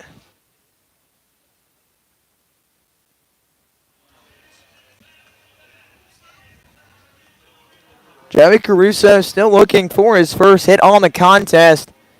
0 for 2 tonight, a walk. Couple walks in his appearances at the plate. And we'll see what happens here. He has 1 walk on the day. He'll need a battle back if he wants another walk. He is in a situation where that 5-6 hole is massive over there, and you may find a way to split those infielders. The payoff pitch there blocked by Griffith. Knight will stay put at second base. Griffith doing a good job looking towards second base. And now 2 outs on that strikeout.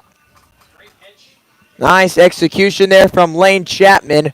Able to get his second strikeout in this contest. Now stepping in with 2 gone.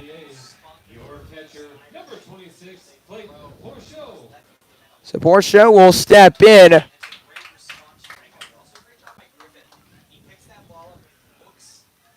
Knight will get the lead off of second base. The first pitch to Porcio. Chapman looks to second base. He fires home. This one swung on and missed there for a strike. It's 0-1.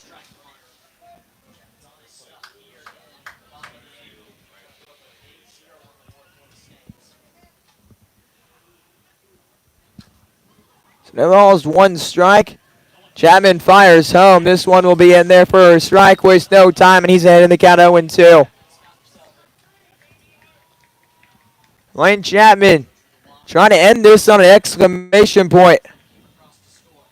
After a leadoff hit by a pitch, he's gone 2 with a strikeout here. Able to stay alive on the foul ball.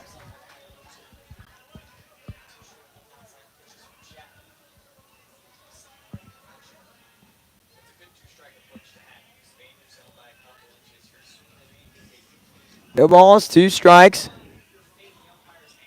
Left-handed pitcher Chapman looking for another K. Has 2 already. The next delivery home, a ball that is fouled off again. And staying alive is Portia. Chapman being very competitive here. Not really doing a waste pitch here. He's firing strikes in the zone and maybe set up a situation where now you can throw like a curveball in the dirt and get a swinger in the miss. He'll get a swing low. That one's popped up. Shallow right field. Freeman will have a great route on that. He's able to grab that one. And that will end the threat of the hit by pitch. We've played 8. 10-6 our score. Heading to the top of the 9th. You're listening to MINK Championship Baseball here on the Show Me Sports Network. Creating custom, handcrafted woodworking projects has never been easier. Become a member of Sawdust Studios and enjoy 24/7 access to a woodworker's paradise. Outfit with industry-leading professional-grade tools, Sawdust Studios offers endless woodworking possibilities. Don't have woodworking experience? No problem, as Sawdust Studios offers affordable classes from a community of woodworkers, experienced designers, and master craftsmen. Youth classes are also offered for those junior woodworkers. For more information, search Sawdust Studios on Facebook or find them online at sawdust247.com. Sawdust Studios, your community woodshop.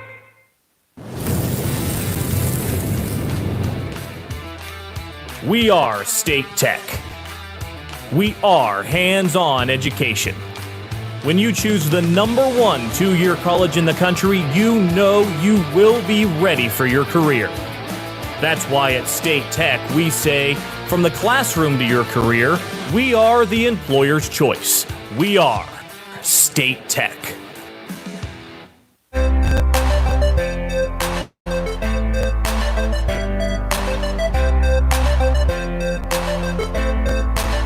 Chapman shuts the door on the Clarinda A's in the 8th inning. Was able to get 3 outs there after a leadoff hit by a pitch. Now the A's will turn towards Carson Beckel to go back out there. He was able to earn himself a strikeout his last time around. Got zeros that have kept him in this ball game, and he shut down a very good offensive star-studded offense of the St. Joseph Mustangs.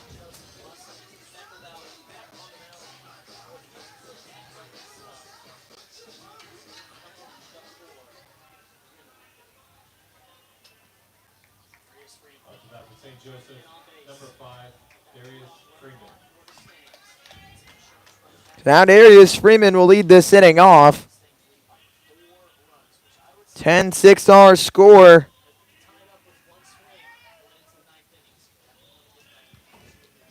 Darius Freeman 3 for 5 tonight, 2 RBIs. Him and Jack Mosh coming up clutch for St. Joseph Mustangs. That pitch will be fouled off. It's 0-1. Mustangs are a team that probably needs a run or two here just to solidify yourself a victory here. The A's have had your relief pitcher's number. Obviously, Chapman was able to shut down the offensive power of the Clarinda A's. We'll see a high fly ball to right field. The right fielder will be called off by Holiday, and he's able to make the grab for a high fly out. Now 1 gone here in the top of the 9th inning.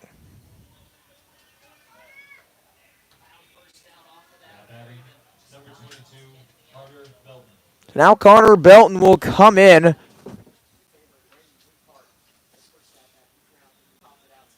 He replaced Braden Lucar earlier in the contest. The pitch upstairs will miss the zone. It's ball and no strikes. 1 ball, no strikes, and 1 out from the windup. The righty set, fires home, and this one will miss just off the plate. And it's 2 balls and no strikes. So 2 balls, no strikes to count. Beckel's done a good job of commanding the zone, only allowing 1 walk through 3 innings. That one will run in and miss. It's 3-0, and now 1 pitch away from changing that to 2 walks here. Belton 0 for 1 on the day. 3-0 will find the zone, and it's 3-1. 3 balls, 1 strike, and 1 out. 10-6 our score, top of the 9th inning. From the windup, the righty fires home. And he'll get the swing and a miss there. It's 3-2. So he starts behind 3-0 and now works it to a 3-2 count. And now we'll look to see who can win this payoff pitch. Here we go. 3 balls, 2 strikes. That one will just run in, and it'll be a hit by pitch there in the book. And he'll make his way down to first base there.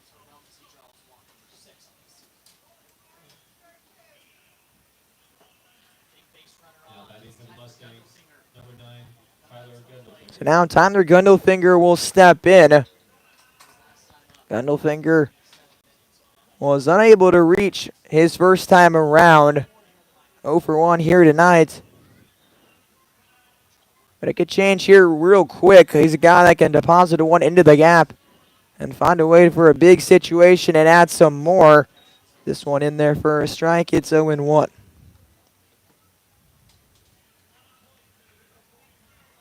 Tyler Gundelfinger has 3 doubles on the year, 1 home run. It's 20 RBIs. That one will miss. It's 1-1. We do want to thank you guys for listening to this broadcast again. It's not normal for the Show Me Sports to cover either of these teams, but a big game here tonight, and that dictates the entire series. Hunter on first base. He'll stay put. A ball smacked down that right field line. It will get out of play here, and it's 1-2. So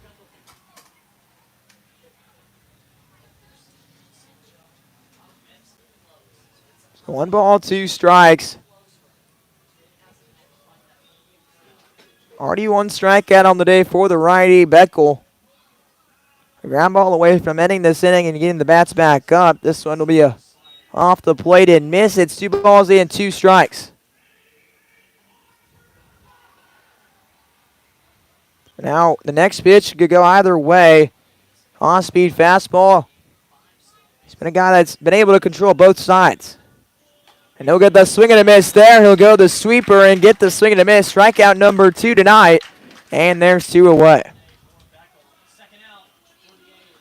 So he's able to earn his 2nd strikeout in this contest. He's done a good job of keeping these hitters off balance. And now stepping in will be Jack Moss, the DH. Jack Moss is a guy I circled coming into this series. Him and Darius Freeman are guys that can spark this St. Joseph Mustangs lineup off tonight. Truman Bodenhausen and Jaden Little doing the same as well, with 4 guys with 3 hit nights. And no multi-hit nights for the Clarinda A's. 1 ball, no strikes. The righty set at the top. Just a long pause there. Runners take off. He gives a chance for the throw at second base. The tag applied. He does it. A nice throw there by Porcio. That will end the inning. It was important there for Beckel to do a long hold there. It worked successful. Not as good as a jump as he wanted there, heading to second base, but we will mark our way to the bottom of the 9th inning. 10-6 our score. 4 to keep the game alive and 5 to win it all here in the bottom of the 9th. A grand slam could keep this game alive. You're listening to exclusive coverage of MINK Championship Baseball here on the Show Me Sports Network. At the Tin Roof Monogram and Gift, we know a gift is more than a box or a bag with a pretty bow. A gift is the lifetime of love that you share. It's friends who grow as close as family. It's moments and milestones, both big and small. Whether receiving or giving, a gift brings joy and happiness. That's why, since 2018, we've made it easier to gift for those you love. Stop by the Tin Roof Monogram and Gift at 108 Corporate Lake Drive in Columbia or call 573-443-4438. Let us help you find that perfect gift for every occasion. Hello, Blake Gazaway here with the Show Me Sports Network. I've had the opportunity to have some amazing calls, including overtime touchdowns, walk-off home runs, and buzzer-beating baskets. But I've answered another call. That's to serve my community as a volunteer firefighter. Stop and think what would happen if your home or property caught fire and no one was there to put it out. Every day, volunteer firefighters not only save lives and property, but also respond to other emergencies. Nearly 2/3 of our nation's fire departments are manned by volunteer firefighters. And because of this, we simply need more volunteers to step up and answer the call. Stop by or contact your local fire department and see how you can become a volunteer firefighter today. I answered the call to serve my community. Will you? And we are set here in the bottom of the 9th inning as this first pitch by Chapman finds the zone. Conlon Teo will start the inning off. After him, the top of the order, Lath Holiday, Micah Nicholson. 9-1-2, you look for your table setter to do the job here at the bottom of the order. The second pitch he sees, he fouls off. It's 0-2. We saw Truman Bodehausen have success, and that sets some rallies up for the St. Joseph Mustangs. And it's been a big part of their lead they have right now, 10-6 the score. Now, do you turn to the A's? You want to turn to your bottom of the order to get it started, and then you have 2 or 3 guys on. Throw the heart of the order to come up as that one misses wide from Chapman. It's 1-2. So 1 ball, 2 strikes. Chapman trying to shut the door tonight and give the Mustangs their first victory in the best-of-3 series in the championship and have an opportunity to win it tomorrow night. The 1-2. The ball popped up down the line. We'll see an effort by the first baseman, Little. And he'll make the grab over there right behind the dugout to make the grab. And a very fortunate out there from Chapman as that field helping him out there. We saw that earlier for the Clarinda A's as well, with Drake Cobb able to make one and use that large amount of room they have over there in foul territory. So now 2 outs away from a Mustangs victory here tonight. 10-6 our score. So Lane Chapman will get set into the windup. He'll deliver it home to Lath Holiday. He'll take that first pitch. It's 0-1. Holiday 1 for 3 tonight in RBI. Top 3 guys have 3 of their 6 hits on the board. This one hit down the line again. That one will escape the entire field, and it's 0-2. Chapman's a guy who's going to fire strikes into the zone and give you a chance to have your defense play behind you. He's also strikeout stuff, so it's going to be very hard to put the ball hard in play. A dribbler there makes contact with Holiday's foot, and that'll keep him alive. It's 0-2. So no balls, 2 strikes, 1 out. 2 outs away from the Mustangs' game number 1 victory here in Clarinda. No balls, 2 strikes. Delivery home will miss wide. It's 1-2. So 1 ball, 2 strikes, and 1 gone. Chapman trying for strikeout number 3 here. Got back-to-back Ks back in the 8th inning, silencing the bats of the A's. The 1-2 delivery. The ball that's driven to right field. Freeman will get a good read on that near the line, and he's able to catch that in fair territory for the out. And now 2 outs and 1 out away from a victory. Micah Nicholson will step in, representing an opportunity just to keep this game alive. Cooper Knight would have to come around to score in order for this game to be alive. They'll have to do it with 2 outs here. Chapman just 1 out away from ending this ball game here and giving the Mustangs the victory. The lefty fires home. And that one will be stuck, just missing outside. It's 1-0.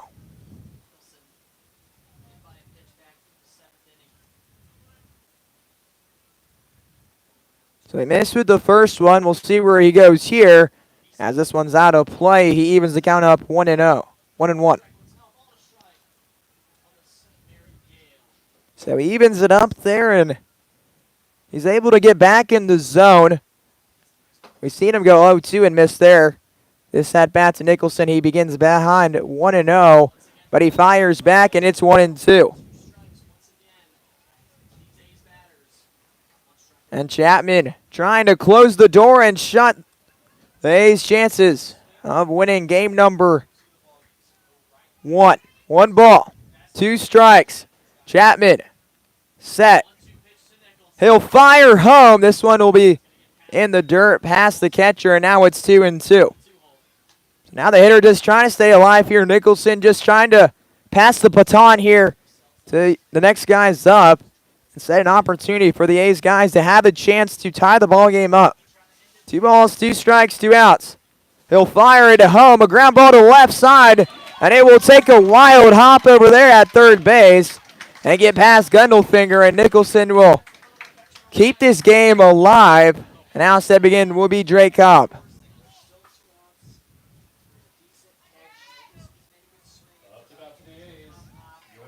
A very unfortunate hop there for the St. Joseph Mustangs. The good thing is, with Drake Cobb up, he's a powerful hitter, but he's not the run that really matters. They have to go all the way in the dugout still. In the hole hitter would be the most important one to come across. 0-0 pitch will be a check swing there from Cobb, but he won't go around. It's 1 ball and no strikes. A single there from Nicholson keeps this game alive. Cobb has himself a hit earlier in this contest. The 1-0 delivery home will miss up and in, and it's 2-0. And honestly, if you're Chapman, this wouldn't be a bad walk. Obviously, you never want to walk a guy, but you don't want to give something Cobb can handle and really punish you for it. I know you understand you have a 4-run lead, but a walk here would not be the worst thing in the world. Let's see. We'll fire at Cobb and go right after him. It's 2-0. So 2 balls and 1 strike.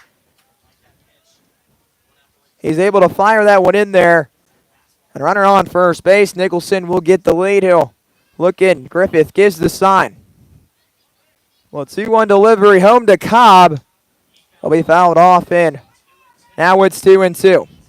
1 strike away from ending it here in Clarinda. Chapman trying to finish this ball game off. Out of the pen, he's been dominant. 1 hit by pitch. He has 2 strikeouts. And he's let up 1 hit. Looking for strikeout number 3. He'll pause, deliver home. Runner will take off to second base. With really no focus on Nicholson, he'll slide into second base. Late stolen base there. Now 3-2 the count. So now Nicholson just 90 feet further. That's one of those situations that you don't want to make that out at second base to end the ball game. You want to get a hit or ground out or something like that just because you don't want to force something that's not there. 3 balls, 2 strikes. Chapman shutting the door. He will not on that pitch. Cobb able to earn himself a walk. That high OBP coming into this over 600. And it's shown there a very stern take there and doesn't expand the zone. And he'll make his way down to first base.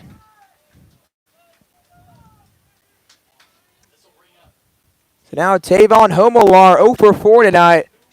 3 strikeouts. And he's a guy that's going to have to keep this baton getting passed on. 0-0 pitch from Chapman. With a ball right back up the middle. Bodenhausen flips it, and that will end the contest here. He bodied the ball, did a flip to Coy, and that ends it. The Mustangs win game number 1 here in Clarinda, and that sets the table for them to win it tomorrow night in St. Joe. A great game played here by the St. Joseph Mustangs. They got out big early and coasted the finale and win this ball game 10-6. Their offense being a main focal point of getting the job done. 15 hits on the board, 10 runs put up. The A's were fighting back. Their late push was not enough. They scored 6 runs in the last innings. They started scoring in the 5th, and they scored all those 6 runs in between the 5th and the 7th inning. That was not enough to score and keep this game alive. They had that tying run on the on-deck circle, but they were unable to win the contest here.